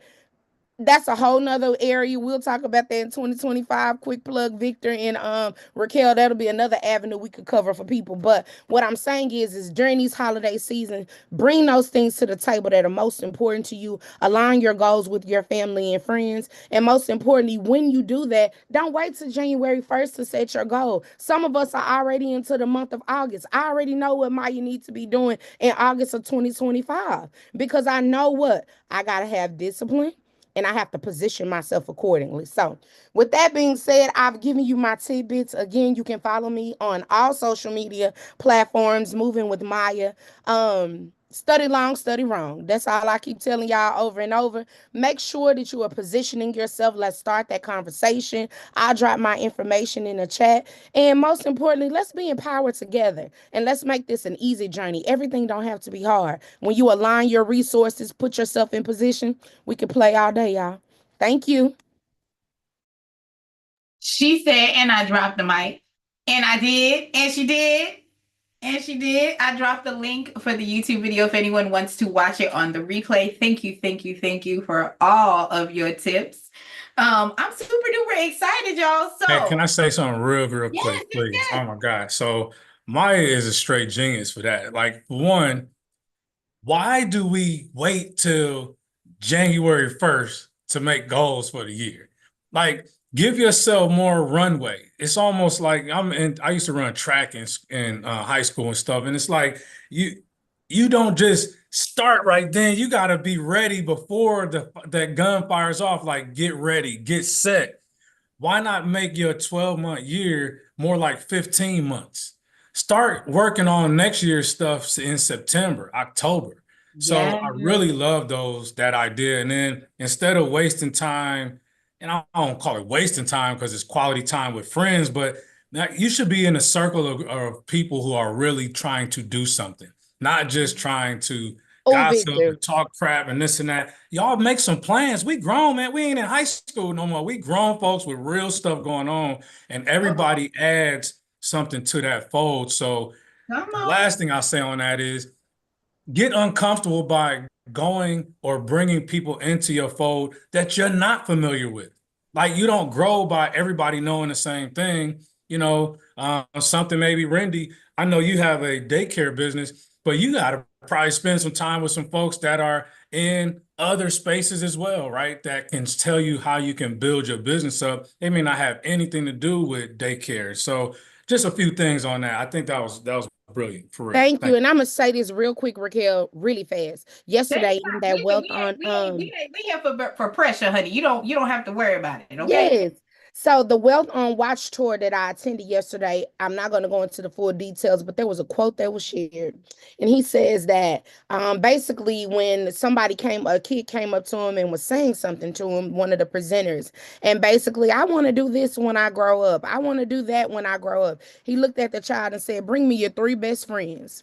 And by looking at your three best friends, you can predict the outcome of where you're going because like-minded people are with each other. So if you're the only solid rock in your circle, if you're the only person that's talking about home ownership, repairing your credit, getting all of your pre-approved letters, you need to find some new friends, right? And that's a hard reality for some of us. We've got to do like Victor did. We've got to look at ourselves in the mirror and say, you know what? I'm sick and tired of being sick and tired. And then I'm going to look to my left and I'm going to look to my right and I'm going to find who are my three best friends. What y'all doing? Because now I'm mad at y'all. Because if y'all win, I win. And if you ain't talking about winning and I'm the only one talking about winning, then this whole thing right here is a sinking ship. And I can't swim. So let me find myself on some level ground. Let me check my friends. So, Victor, going back into that really quickly, that's what I did. I looked at my family, and I get tired of having these conversations every holiday. Yeah, y'all, in 2025, that's my year. Boy, you just went and spent all your money on something we can't even mention. Hush. Hush. You just went and spent all that money on that car that you went and thought that was a good thing. That's another thing. Y'all, if y'all know y'all want to buy a house in 2025, don't go buy no motorcycles, bikes, slingshots, cars, none of that. Because Victor gonna be mad when you show up at his table. I can't help you. You just took your debt to income ratio above what you needed right now, okay? And Raquel's sick of y'all too, because she told y'all I would. And is. Listen to us, okay? I pause. But look at your three best friends, y'all. And while y'all looking at them, send them to us. I love that. Okay, so I'm gonna tell y'all what I learned this year. The verbiage that I learned was your network determines your net worth. So if the people in your circle, and I'm gonna tell y'all right now, I have a bunch of people in my circle, and a lot of them are like, you do too much. And I'm extra. I don't know. I was 315 pounds in 2020. And I did a video. It was at the dinner table. And I did a video. It was like Christmas or Thanksgiving, because I'm always doing something. And I was like, y'all always talk about how I'm extra, but y'all don't got no problem. I get extra fries, extra burgers, extra free stuff. I'm free and extra just because God brought you into my life so I could be extra for you, right? But now you want to act up. Make that make sense. But it made me look at the people that I was around. Like when I looked at that, if everybody in my circle feels like I'm so extra, but I'm not valuable, then I need to shift where I'm at. Because if I can't change, I'm not going to change who I am in the sense of if I'm positive, if I'm doing what I'm supposed to do, then I need to be who I am, where I'm supposed to be. And I have to change where I am to get to where I want to be, right? So your network is going to determine your net worth. And if you don't have the right people telling you not to do some stupidness, okay, honey, you in the wrong space. All right. So we about to dive on in. I'm super duper excited about what we're about to cover next. So for those of y'all that know, my name is Raquel May David. I am the CEO, founder, and aggressor when it comes to credit. My goal is to help you be a beast in the credit streets, and that is not a tagline. That is truly what I want you to do. And in order for you to become a beast in these credit streets, I always like to give you guys the tips, the tools in order for you to be great. Now, before we dive in, I'm going to take a nice little lead from my former mentor. I'm taking a nice little lead from my former mentor, y'all, and give y'all some tea. So for those of you guys that are watching live right now, let me go ahead and go over here, give you guys the screen. Let me know if y'all can see my screen okay. Yep. Okay. Don't worry about the fact that I have 500 tabs open. Okay. I have problems. I have memory problems. But no, for real, I have a 100-point increase in 14-day challenge that is currently $5. I have 9 spots left at that $5 pricing. After that, it goes up to it's going up to $11, and then it's going to go up to $37. So it's going to be where you guys can come into the room. You guys will know the information and the foundations in order for you to actually win when it comes to credit. And this is the next class that's coming up for me on November the 9th and 10th.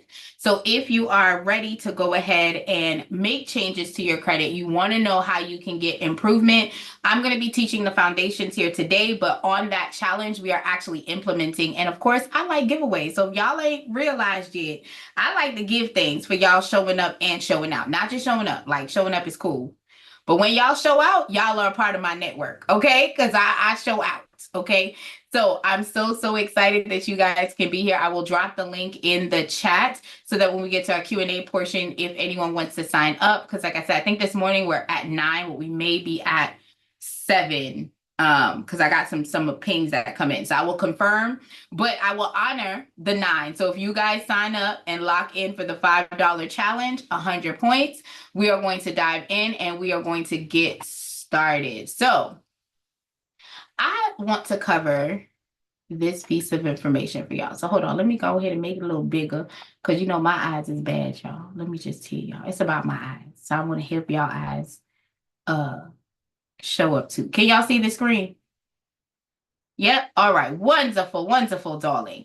All right. So a lot of times when we start the journey, one of the hardest part is for us to understand what the foundation and the formula is in order for you to be successful in the process. So I'm going to talk to 2 people today. So one, we're going to talk to the person who is trying to get their credit together, and we're going to talk to the person that is looking to get their business credit together. I want y'all to be clear that that's the same person. Right? Whether you're trying to buy a home, whether you're trying to buy a car, in essence, you guys are the same person. What you need to understand is the foundation and what you need to do to be fundable.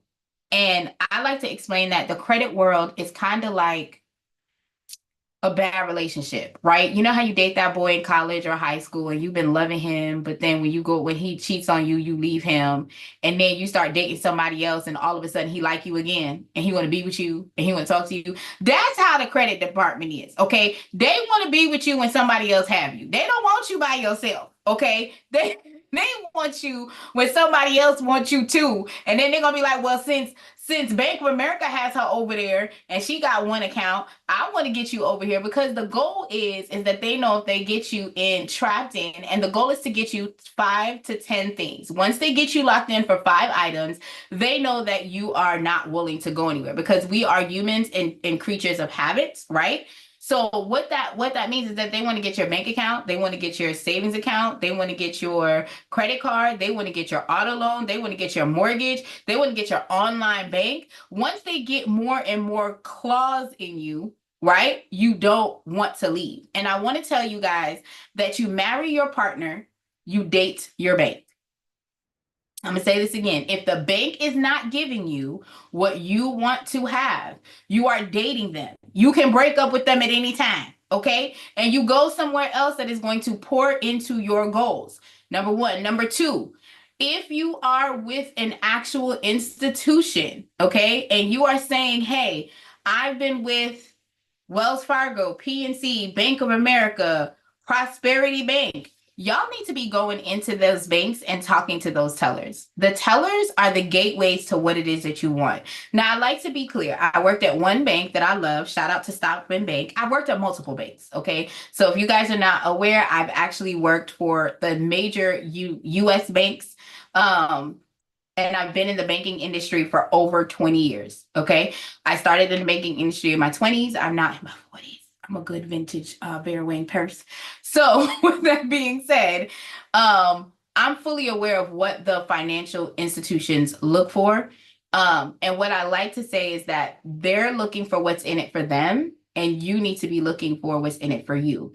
And there's soft ways that you can pitch what it is that you're wanting to see if you can get it, secure it, and lock it in. And when I say that, I mean, talking to your teller does have a quota, right? But you letting your teller know you just started a business, you letting your banker know, and you having a banking relationship with that banker saying, hey, I'm starting this, they can help you with looking for no-doc loans. They can help you to look for credit cards that can fit your needs. They can help you build your portfolio so that you're not doing it by yourselves, okay? If you guys are new in business, there is a program called SCORE. SCOR. It's with the SBA. You can sign up and get a free mentor, free, FREE, free, that is in your industry, that's in your market, and that can help you be successful for you to be able to get funding through the government or through other funding agencies. So do not sleep on the fact that there are options and opportunities out there that you can get for the free 99 to make movement within your business and within your credit space. Okay. So just short plugs. I like to give you guys as much value as possible. And now we're going to dive into the credit report. Now, if you guys are looking, it actually tells you here like how to read your credit report. And we're going to cover that in the 2-day challenge. What I want to cover on this one though, is let me know. Y'all can see this good? Everybody can see it? Okay. So a lot of times I go into different training programs and they're always talking percentage. I like to cover credit scoring from points, right? Because we all went to school, we know what an A+ is and an AA and everything like that, right? I want to tell you that the credit score only has an A. You cannot get an A+, you cannot get an A++, it's just A. So it's either you're successful or you trash. Sorry, just keeping it in a book with you. Those are the ranges, okay? If you're good, you're still trash. I just want because what you want, you might not be able to get from good, okay? Now, what we're going to start off with is the foundation of the FICO score. The FICO score is what is normally used in order to approve or deny you for financial benefits. So like for the mortgage industry, I believe right now they're still using 2, 4, and 5, Maya. Right? Okay. So 2, 4, and 5 is the score that they're using. If you're looking to get like an auto loan, they're using FICO score 8. If you're looking to get your actual FICO scores, the place that I recommend is myfico.com. Myfico.com will give you all of your FICO scores for mortgage, for auto, for insurance. And I tell you guys, I teach people that come into this credit repair space, and they are completely dumbfounded when they learn that there's over 27 different scores that are out there for you. So when you're talking about credit is not just you buying a house or getting a credit card. Right? Credit is affecting your job. Credit is affecting your auto insurance. Credit is affecting a lot more than what you think, even getting into an apartment. Okay. There's a credit score for that. And some places will only take you at a 620. So you have to learn the foundations in order for you to make the impact that you're wanting. And if you're looking to get your scores, you want to go ahead and go to myfico.com if you're wanting the specific FICO score for all 3 at one time. I do know that some people use the TransUnion, Equifax, and Experian, but if you're wanting to see all of your scores at one time, myfico.com is the place for you to go, number 1. Number 2, when you are looking at your scores, I want you to understand that your scores are telling you what you have done in the past. It is a trend. It's what your behavior is, okay? Once you learn what to do, your behavior can change. So like how Maya's implementing her New Year's resolution in November, so that come January, it's now muscle memory. We can do the same thing as it pertains to the FICO score. I want to start with the 5 components that calculate who you are and what your numbers are saying to everyone that's out there. Before I do that, I want to talk about FICO score 2, 3, 4, 5, 8. Like I dropped a bunch of numbers, right? I want to explain to you that those scores are based on the activity for that economic 2-year window, right? So I like to explain the FICO scores kind of like iPhone models, okay? Why they don't upgrade the iPhone? Why they don't update the FICO score like they upgrade iPhones? Because my husband just had to buy an iPhone 15 is disrespectful.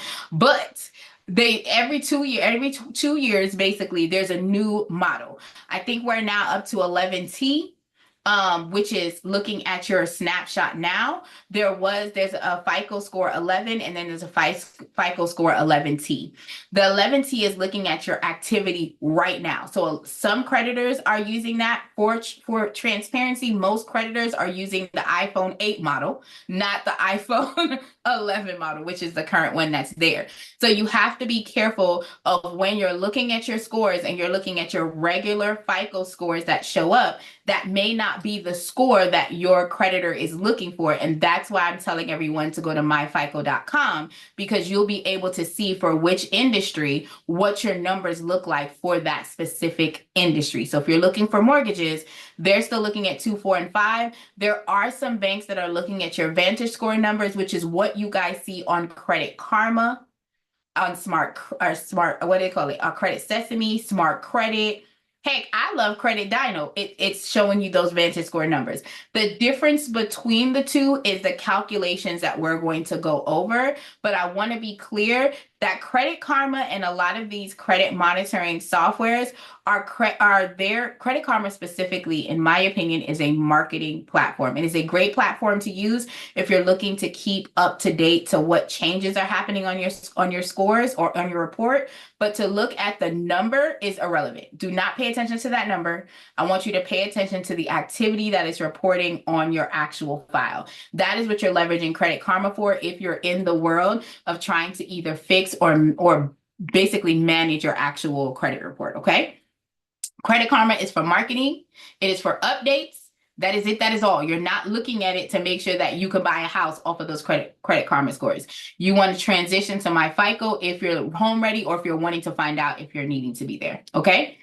So the 5 components that we're going to dive in. If there's any questions, please drop it in the chat. Victor and Maya, I am not going to be able to look at the chat. So if you see anything, you can stop me, let me know.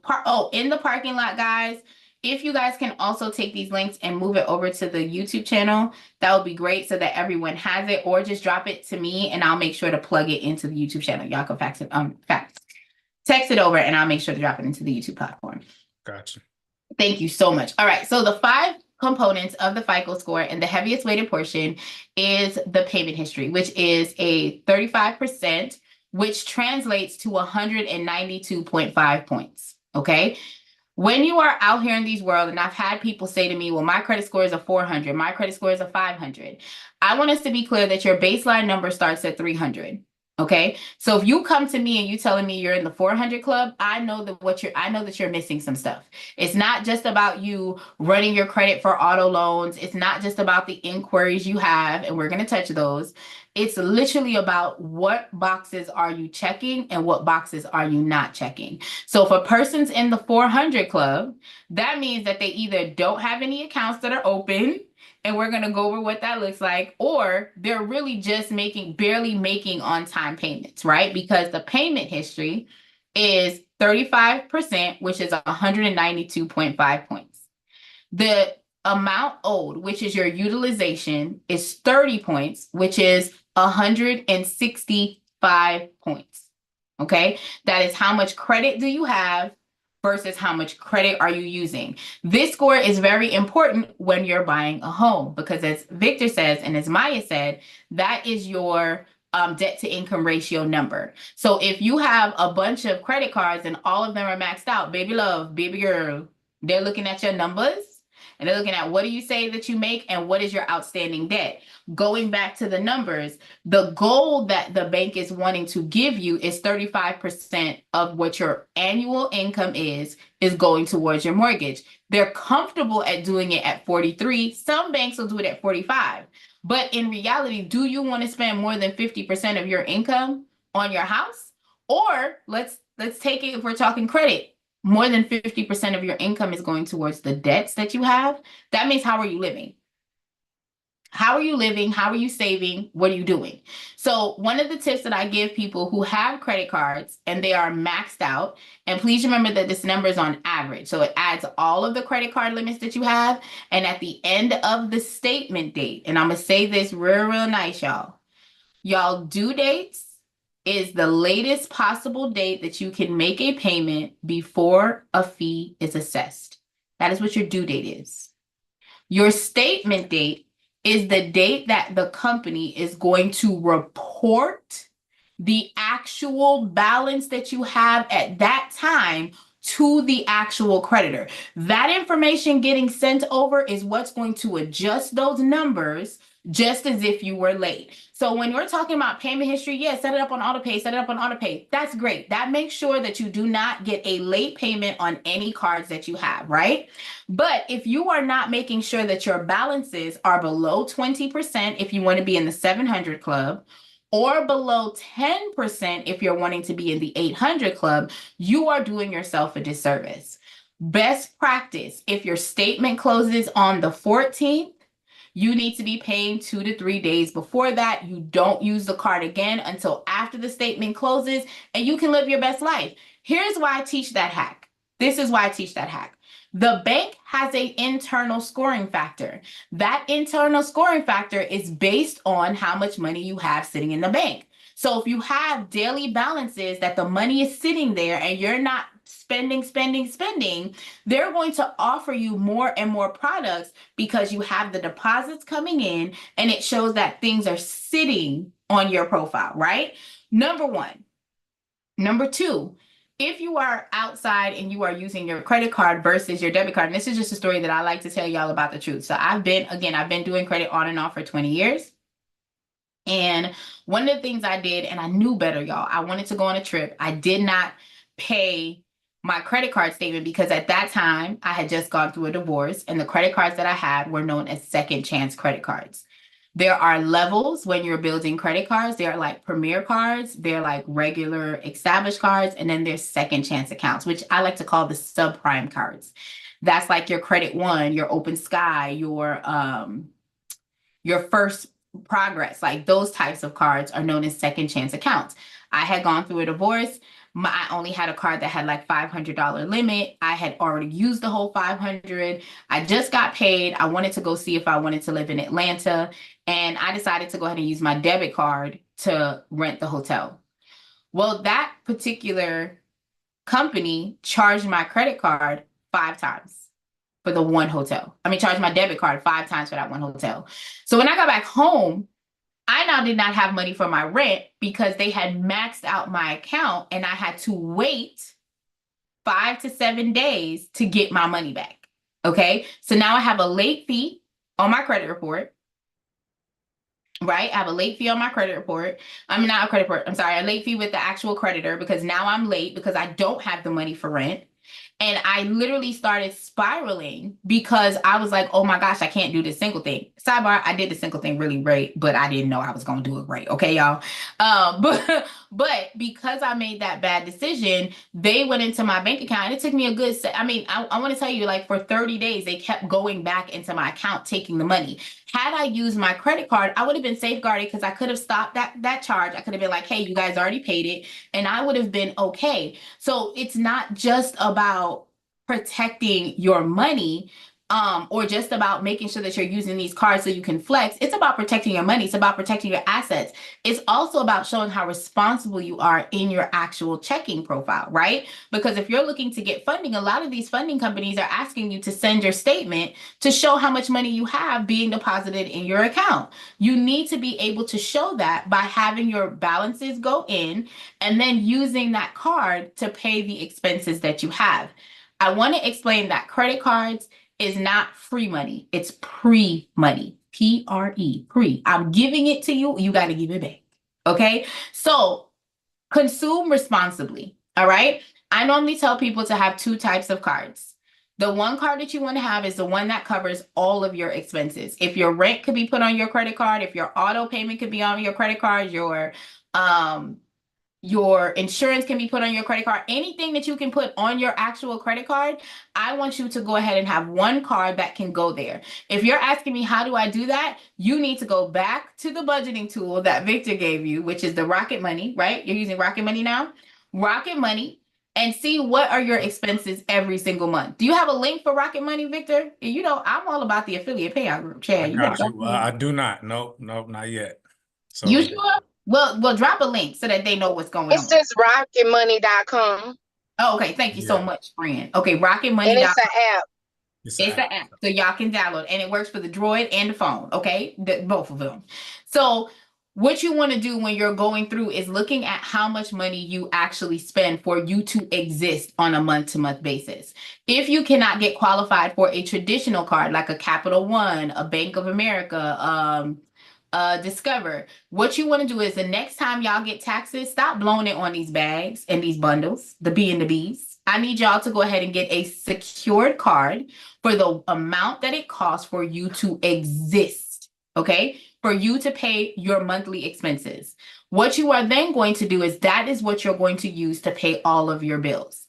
The goal is to have one credit card that you can use at the beginning of the month and one credit card you can use at the end of the month, so that you have the accessibility to go ahead and leverage both cards and switch off. When you get your paycheck, you pay down this card, so you're always under the utilization, and then you switch to the second card at the middle of the month. You start using that card, it's not going to be due to the next month, and now you pay that one down, so that way you have stability. The reality of the situation is funders are looking for how do you manage your credit profile, right? So if you're not making it clear, and they really want you to have at least 2 to 3 credit cards at minimum, and if you are over the age of 30, and I'm going to cover this in the next segment, you supposed to have at least a 10-year history of on-time payments, aged accounts that are open and active that are being used, right?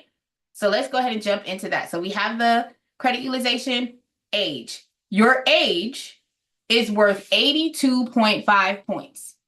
Which is someone asked a question, Raquel. I hate to interrupt you. What the question? Repeat what you said about the second card.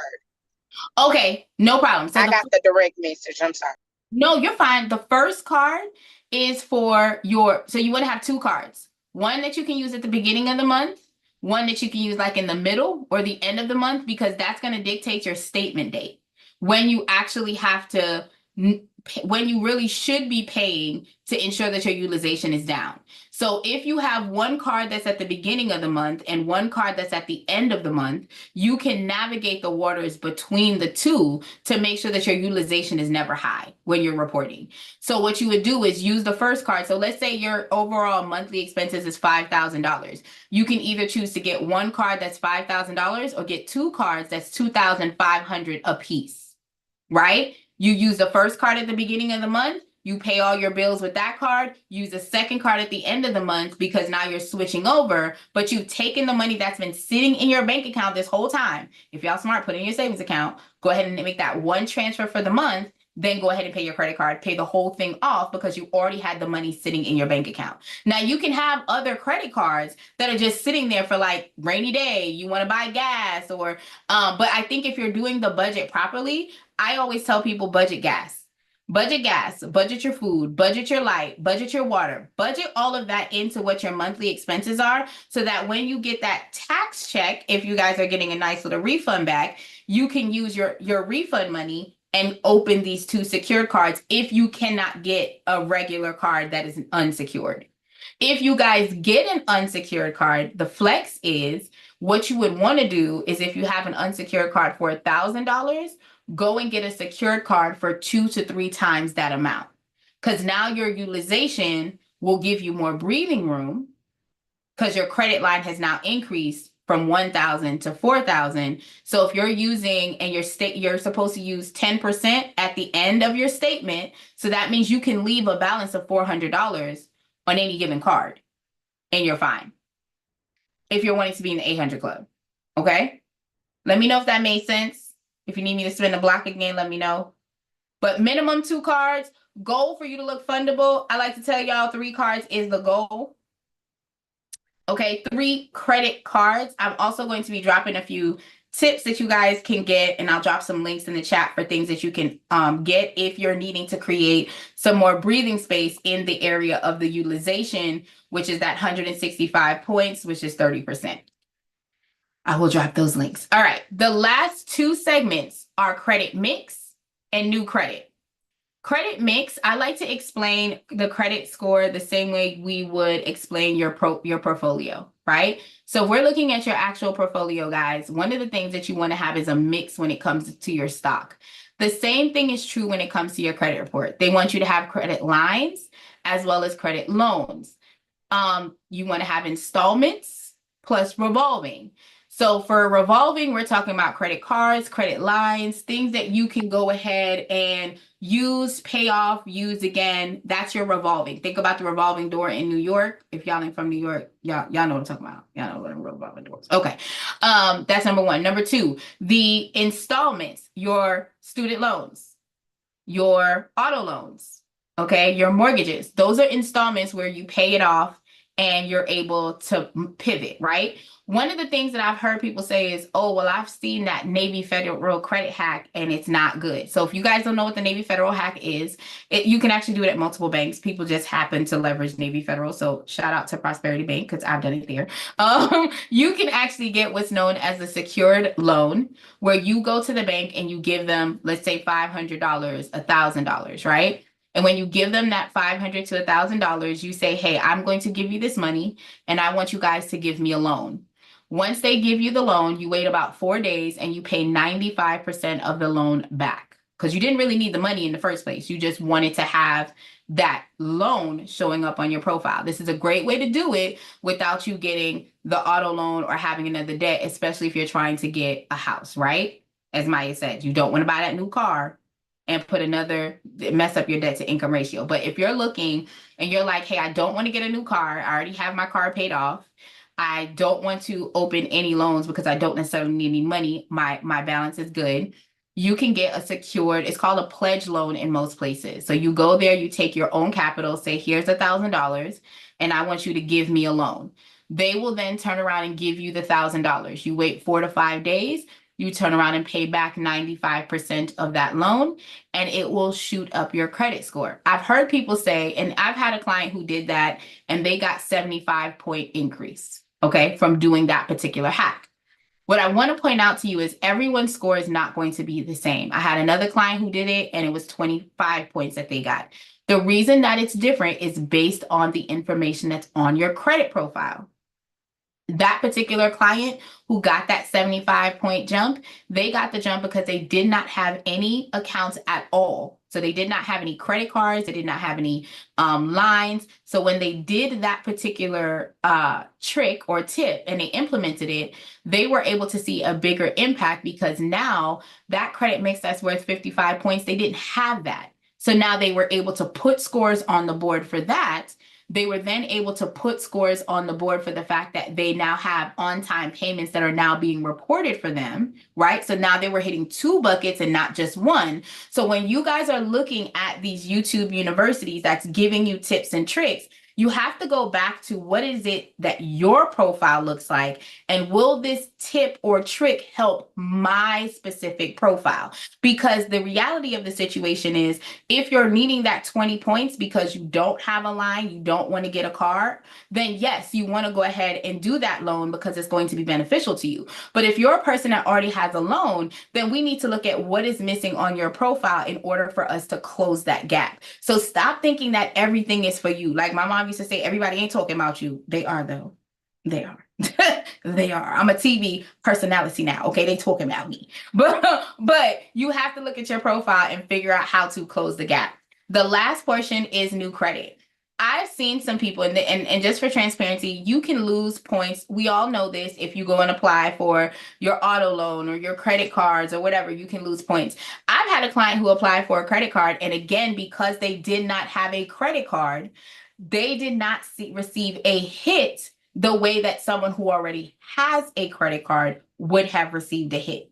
Because if you have a credit card, now you're going to impact, and let me go back, because I like to give examples, y'all. Okay. Hold on, y'all. Let me make this a little vehicle. Okay. So let's say you're established. You're Victor. You've been in these credit streets for 20 years. Okay. You have good payment history. You have your good utilization because you pay your balances before the statement date closes, 2 to 3 days before, because the cutoff time is different. Okay. You can go ahead and you don't have any new lines, and your payment history, your age history is over 10 years, and your credit mix is perfect. And then Victor gets an offer from American Express for a $30,000 credit line, and he takes it. Well, now this is impacting his amount of credit owed, which could be a good thing because now he has an additional $30,000 of available credit, right? But now his age is going to be recalculated. If his age gets recalculated and it drops him under a 10 or under a 7, he can be losing points because of that new card. Now he'll be able to gain those points back when he continues to make on-time payments and as long as his utilization is down. And as the account keeps paying on time and it stays open, he'll be able to gain that leverage back of the age. But depending on what that account looks like, he could be taking a hit in the 15 percentile, right? I had a friend who had a card. Her oldest card was like 15 years. Her average age was at 9. And I told her, she was in the credit industry as well. But I told her, hey, I need you to go ahead, and she wanted a trade line. She wanted to get another account to kind of boost her score to get this Tesla, which she really didn't need. She was at a 640. And just for transparency, y'all, if y'all are at a 760, you're getting the same interest rate as someone is at 800. Okay. So the goal is really 760, not really 800, unless you just want to be like my brother Darren, who needs that. When he got to 812, y'all, he called me like he won the marathon in the Olympics. He was like, I'm at 812. I was like, good, put me on a card. Good question, Raquel. Yeah. So it's a question in the chat. How soon do they see the point increase doing this hack? The answer to that question is if you're using Credit Karma, the updates will go in. Now, again, most likely, most of the platforms that you have to wait 30 days before you can go in and check your numbers again. However, you can see the adjustments if you're using like a Credit Strong, a Credit Sesame, or a Credit Karma. It will show you the inflection, but if you're wanting to get the accurate numbers, you're going to have to wait. Again, statement date is everything. So if you just opened the account, you're going to wait that 5 days, make that payment, and then once the statement closes on that particular entity, it will be reported to the bank and you'll be able to see the inflections. If you're in real estate, you normally get to see, you can do a back-end refresher with the realtors. I know that they normally can do another pull and get a refresh, like within the 7 to 10 day window. Rapid repull. There we go. Yep. So you're saying doing the 2 cards, I think they were referring to using the 2 cards, making this paying by the statement date on both cards, right? Would you say like 30 days? Or I guess they're wanting to see when will that number actually jump on their FICO, not the necessarily Credit Karmas and all those other ones. So remember, it's all based on your statement. So your statement date closes, let's say your statement date closes on the 14th. So like Discover is really, really good that if your statement closes on the 14th, by the next day, Discover and Citi Card, by the next day, you see the inflection of it on the report, right? But your key indicator to see what's going to fluctuate on your score is going to be based on your statement. That's why I always tell people to pay attention to your statement date as it pertains to when you are going to be pulling your numbers. So like even when you're going to go buy a car, please understand that that FICO score is generated whenever you actually pull your report. That FICO score doesn't stay the same. That's why when you go one place, it might be one number. But if when you pulled on Tuesday, a statement closed and your balance was higher, and then you go and apply for a car on Friday, your credit score could have dropped, not because they pulled your account, but because the information that was updated at the time of the pull has caused your numbers to generate lower. So the statement date is everything. Statement date is everything. Statement date is when your sister is going to tell your mama that that Victor snuck his wife in the house that one time when he was 17. Okay, that's what that statement date is. That statement date is your tattletale date. So no matter what hack you're using, y'all are going to want to have to y'all are going to want to focus on the actual statement date. Now, if you're doing the pledge loan hack, it gets updated normally as soon as you make the payment. So you can wait about 7 days from when you do that to pull your numbers again to see that pledge loan hack. But if we're talking about the credit card hack that I gave earlier, your statement date is key. Before you go and buy something, pull your own report. So you can see what your numbers are snapshot in that time. And if that number is where it needs to be, like if you're seeing a 680, a 620, that means when they go to pull it right now, they're going to get the same number you got right now. But if you wait 2 days later and you were late on that Amex card or your utilization, you didn't pay down and your statement closed, and now that information is getting updated, y'all are going to be out, blown out the water. Okay, great questions. I love it. So using the example that we were talking about, if you have a person that has no payment history, no open credit cards, if they go ahead and no credit mix because they have nothing, so they have a whole bunch of no, and we try to get them to say yes, right? If they go ahead and apply for a new account, it still may charge them. It may count them 4 points or it may charge them 5 points, right? In order for them to pull that account. But now they have a new account, so the payment history is going to go up. Now they're going to have utilization available balance. That's going to increase. Now they're going to have a credit mix because they're now getting at least 20 of that 55 points, right? So when we're looking at what you're doing, I need you guys to start thinking about how many buckets what you're doing is impacting. When you're late, it's affecting your payment history, which is 192.5 points. But when you're late, sometimes depending on what your utilization is, what is your balance at the time, right? Your balance, if your balance is, let's say your credit card is $1,000 and right before your statement date closed, your balance was $955. But then interest gets put on and now you're over your limit. You just impacted this particular score right here, right? So tip, if you go onto your credit score, you're going to your credit report and it shows that you are over the limit by whatever percent, because I've seen some people be over the limit by 145%. And they're like, how is that possible? Because you kept being late. So the late fee got added and the interest kept getting added. So if you're wanting to stop that bleeding from happening, you want to pay the minimum payment times 2 plus $4. Say that again. You are over the limit. You are going to want to pay the minimum payment times 2 plus $4. Why? The reason that you want to do that is because if you make that payment, it will give you a buffer that when your statement date closes again and the interest gets hit, you're not going to be put over your limit again. If all you pay is that minimum payment, you run the risk of when that interest hits, you then have to pay over. Okay, and over the limit, let me just be clear. Financial institutions do not like to see you over the limit. You can explain a late payment off. We can have a goodwill letter. We can write the CEO. We can jump over a bridge. Okay, when it comes to a late payment. Late payments only impact you for 24 months. You earn back your points as long as you pay on time. The more recent your late payment is, don't apply for no credit. Don't apply for anything. If this just happened this month, you need to wait a good 6 months showing them that, look, I had a hiccup, but I'm back on track. Okay, but when you are looking at your utilization, y'all, if I extend you $1,000 and you're telling me you can't maintain $1,000, why am I giving you 20? You got to think of it from a standpoint of you're doing big business, right? If you were doing big business, why would I give you $1,000 or give you an additional $500? What you guys need to do is before you go over the limit, start calling those creditors.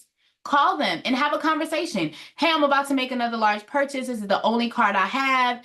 I want to be able to see if I can raise my limit. A lot of times they can do a soft pull. They can look at your numbers and see if they'll go ahead and increase the limit for you, right? Stop sitting here and waiting until something hits the wall. And I'm saying this not just because I'm in this space. I've done it. I had insurance on all of my credit cards when I went through my divorce from Voldemort. Yeah, if y'all watch Harry Potter, y'all know who Voldemort is. Okay, I was Harry Potter, he was Voldemort. Okay, he's a lovely man. We just ain't together no more. But when I went through my divorce, I had insurance on all my credit cards, y'all.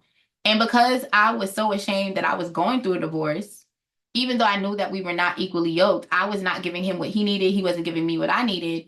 And instead of saying, let's go ahead and pivot, let me call these creditors and have these conversations, I let a lot of this stuff go to collections when I had insurance on them that could have helped me have a bounce back for 6 months. They could have paid a lot of these insurance that you have on these credit cards cover your monthly payment for up to 6 months. Some of them cover it for a year. You don't know what the benefits are, but you're just sitting here closing yourself off instead of having a conversation. We do big business here. We big grown adults. We put on our big panties, our big draws. Okay, in order for us to do that, we need to have real conversations. So if you know, okay, my money's a little tight, let me call my bank. Sometimes, a lot of times, people don't even call to get a credit limit increase, and they apply for that card 5 years ago. What you made 5 years ago versus what you make now is extremely different, right? What does your credit report look like before you ask for that limit increase? Ask them and see if they can do a deferment. And let me tell you something, during COVID, Citibank and Discover was amazing. But I'm going to tell you guys, my aunt lost her husband after COVID. She lost her husband. And Citibank gave my aunt a deferred payment for 1 year with no interest. Because she picked up the phone and she had a conversation. It is a no if you don't have the conversation. If you do, guess what? You in this game winning. Okay. So you now guys have the foundation. Now let's talk about business credit. Okay. I'm going to tell y'all what most people won't say because I like to be 100% open and honest with you guys. Stop getting them Uline accounts if you don't need it. Stop getting them Grainger accounts if you don't need it. Why am I telling you guys that? Is because you guys are paying 2 to 3 times for an item that you can get on a discount. By the way, shameless plug, if you guys are a couponer, okay, Dollar General and Family Dollar give you $5 off every Saturday and Sunday. Y'all better go ahead and buy your toilet paper and paper towel from over there and go ahead and get the app and click the coupon so you can get additional discounts off of what you buy. Okay, I'm just saying, I'm a mother of 4, and my oldest son, even though he got his own apartment out there in Austin, okay, he still come over here and shop in my cabinet. Okay, so I'm just telling y'all, I coupon, okay? And I don't care how rich I get. My husband's still gonna be ashamed when I go up to the register with my coupon and he say, I'm gonna take these bags to the car. I'm still going coupon, okay? So I'm telling y'all right now, I am wealthy. That's how you build wealth. People be tripping. You know what I mean? That's how you build wealth. He walk away, Victor. Every time I get to the stand, I be like, wait, let me put my phone number in. And let me tell y'all something. If y'all shop at the store more than once, you better sign up for their little 20% off, 30% off. Because if I go to Target 3 times a month, I'm getting something out this. And not just the clothes. What did Denzel Washington say? I'm leaving with something. With some, okay? So stop going to places that are not edifying with what you have. And the reason why I say that is because a lot of people don't teach that when you are getting these trade line accounts with these accounts with the Uline and the Grainger, you have to make at least 4 purchases before it actually shows up on your report. So you're thinking you got the account, you used it one time and you're great. No, you have to make multiple purchases. As a business owner, I do credit. I also have my own TV show called Breaking Barriers TV. Shameless plug. Okay. It actually airs live season 1 on January 4th. So just in case y'all are watching this on the replay, y'all better go ahead and come on over to Zandra TV. I will be on Apple. Man, we ain't gonna just breeze past that. You better drop something in the chat for these folks. What? Talk about the TV show? Yes, my TV show is Breaking Barriers. It is going to be on Zandra TV. I will drop the link so you guys will already be having it. But I will be on Apple, Hulu, Roku, Amazon, Comcast, and 127 different streaming platforms. Thank you, Victor. Thank you. And my shameless about that. And my TV show centers around actual small business owners that get to come on, talk about what they're breaking out of the mold, what their version of success is, and then giving them an opportunity to pitch to their ideal audience. I'm in 350 million homes come January 4th. Right? I'm a powerhouse. At the end of the day, I know what I bring to the table. But what I think people don't understand is when you're in business, y'all are thinking that because y'all are starting out, y'all are not a powerhouse. You've been in this industry longer than you know. You have corporate experience from where you were working and you got the on-the-job training. So when we are sitting here starting our business, we're not brand new. We're just now establishing. Okay, so that means we have to make better decisions. If Uline and Grainger are not in your book of business, stop going there. If you are a company that is going to be doing remodel, start on the level of, yes, a lot of people don't want a PG, but get your credit straight. If you are at a 620 or higher, you can PG a lot of this funding and go to that Home Depot and get you a line of credit and start using it to flip that house. Then you go ahead and pay that loan off. Guess what? Because Home Depot is reporting every month.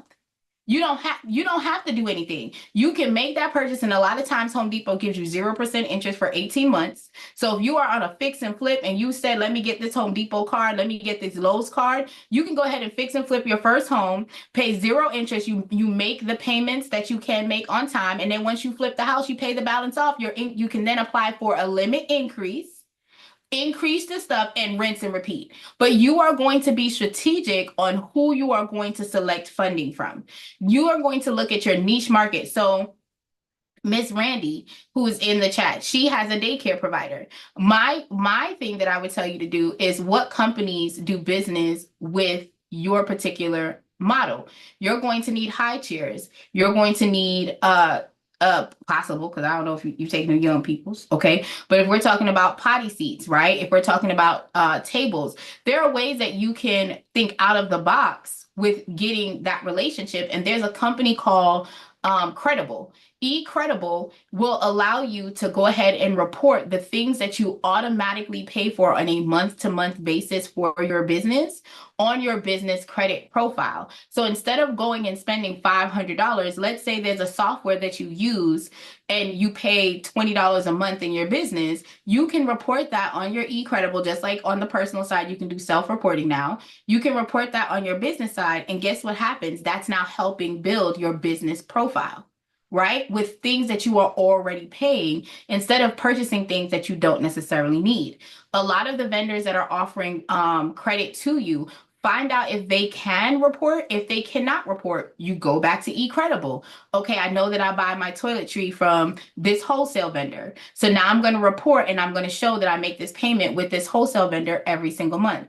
My software, you can report that, right? Your telephone that you're paying for your business, you can report that. So I want us to challenge thinking outside of the box when it's coming to build our business profile. And realistically, on the business side, it creates so much breathing room because I've gotten people funding with only 3 trade lines, which is 3 accounts. So every account that's on your profile is considered a trade line. Okay. So I've gotten people business funding where they have 3 accounts showing and they literally only have like maybe $5,000 coming into the business. $5,000 of working capital. I've gotten them funding. But the issue is, what does your profile look like? As long as you guys have the right foundation on the personal side, you can PG until your business blows up and then switch over to a non-PG, which means all you're doing is EIN funding and you're able to live your best life. Okay? Tools that I'm going to give you guys, and I'm going to drop it in the chitty chat. Please hold. A lot of people, and I'm going to say this, I'm going to drop one of the tools. I'm going to give you the side effect to this tool. So if you guys are watching this on the replay and you're like, hey, I want to be able to secure these funding. I want to make sure that I have the money that I need. I'm totally here for it. But what I want you to understand is that some of these second chance accounts that we lock in on, some of those second chance accounts do prevent us from getting funding in other areas. For instance, I love Kickoff. Kickoff right now will give you up to $3,500 of available credit that reports on your credit report. You can only leverage, I think that you have to make like a payment. So think about it as like self, but self you have to pay into it. With Kickoff, they give you that limit and you only pay like $9 a month or $8 a month. And you're only using 10% or less. I think they normally do it at 6% of what the overall available credit is. Every single month, Kickoff will report on time as long as you continue to make the on-time payment to the actual creditor. Here's what I want you to understand. If you're looking to get traditional funding, Chase sometimes will look at Kickoff sideways.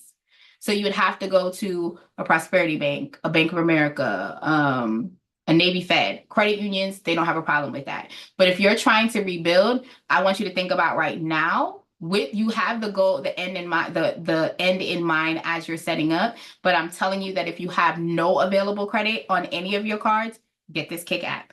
If you have no available lines or loans, get this Kick app. It is going to give you the breathing space that you need to create momentum to increase your scores. Okay, so that's one. I dropped it in the chat if you guys need it. The other company that I recommend is actually on your phone. It's iPhone friendly. I'm not quite sure if it's Droid friendly as of yet. When I first heard about it, it wasn't. So I like to be completely transparent about it. I don't know. Okay. It's called Cred AI. Let me see if I can get the short link because it's pretty long, y'all. Hold on one second. Hold on, un momento, por favor. I like to get y'all short links. Okay, get it for yourself. Okay, here we go. Here we go. We're going to drop it like it's hot in the chat. Hold on. Boom. Okay, so Cred AI can give you up to $1,500. You do not have access to the credit line. Again, I'm going to repeat. You have no access, but this one you pay $0 for. So it will ask you for your information. If you have any security freeze on your LexisNexis, it used to be called SageStream, but SageStream and LexisNexis merged.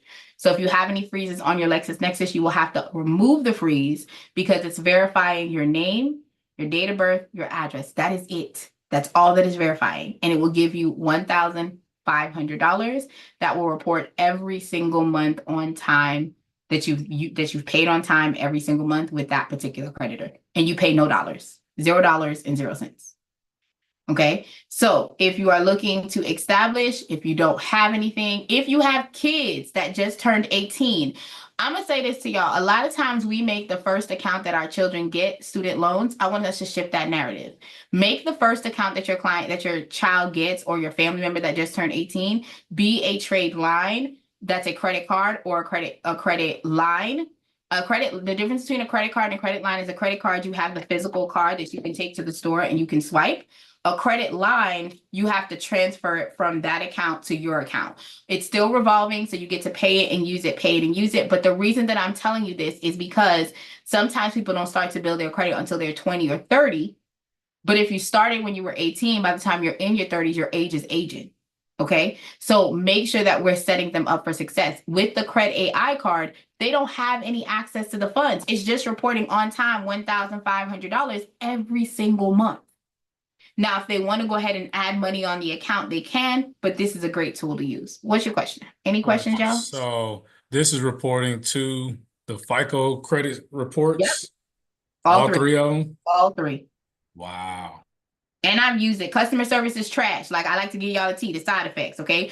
Customer service is trash. I do not like their customer service, but I have not had an issue. I signed up. Now, the only thing that I've experienced that was good was I had one client that signed up and they were having an issue with registering because they had their LexisNexis frozen. They had to unfreeze the LexisNexis, come back, and they called the 1-800 number. They got them set up right away. So that was good. But like, if you're having another issue, it's trash. But and they need to be at least 18 to be able to get the card. Yep. Got it. And what I like about them is it reports to all three. Number one, it's always a zero utilization. So always 100%. Reports on time. Once you get the account, it reports to your credit profile in 7 days. Automatically. All you do is just sign up for no payment and download the app. Dang. I literally have it on my phone, and I have it on my phone because I gave it to my sons as soon as they turned 18. That was the first account that I had them set up immediately. And it shows as a line of credit on your credit report. Mm-hmm. Okay. And it's a primary account, not an authorized user. Again, primary is way heavier than authorized accounts. Yep. Number one. Number two, as you're building the profile, one thing I like about them is you can use the card. So like, they do give you a really nice heavy card. You know, like how the Amex Black card is? It's really, really nice and thick. So if you want to load money on it, you can connect it to your bank. And when you load money on it, you can create what's called virtual cards. So let's say if it's really made for like teenagers that purchase things online, it gives you a one-time card that they can use. So like, you know how you subscribe for like HBO at $3.99, and then you just use that virtual card, that card closes, they can't charge again. Right? So it protects you when you're doing online purchases instead of exposing your regular credit card. So that's something that I give my kids that they have. So my two oldest boys, they already have it. They've been utilizing it. They use it for like, they purchase that little Xbox stuff. Yeah. Mm-hmm. Yeah. Okay. And then the last one I'm going to drop in the chat is called Trovo. I could be saying it wrong. Okay. Now don't y'all worry about that. Just go ahead and click the button. This particular app, I'm dropping, for the people on YouTube, I actually dropped the direct links on YouTube that you guys have accessibility to. So the direct links are on YouTube that you can click and download. So if you're watching this on the replay, honey, go ahead and click the button. Okay, so Trovo also reports to all three of the credit reporting agencies. It is a self-builder account. This one it starts at $9 a month that you have to pay. And once you pay off the first amount, I think they give you $2,500 when you sign up. Once you pay off the first loan that they give you, you can then apply again, and they give you the next one is about $3,500, and then it goes up to $6,000. So this is a way that you can build it out. I'm going to be honest with you. They do not have any hard credit pull. You can set up automatic payments so you don't have to do anything. Again, once you pay off, the increases go up.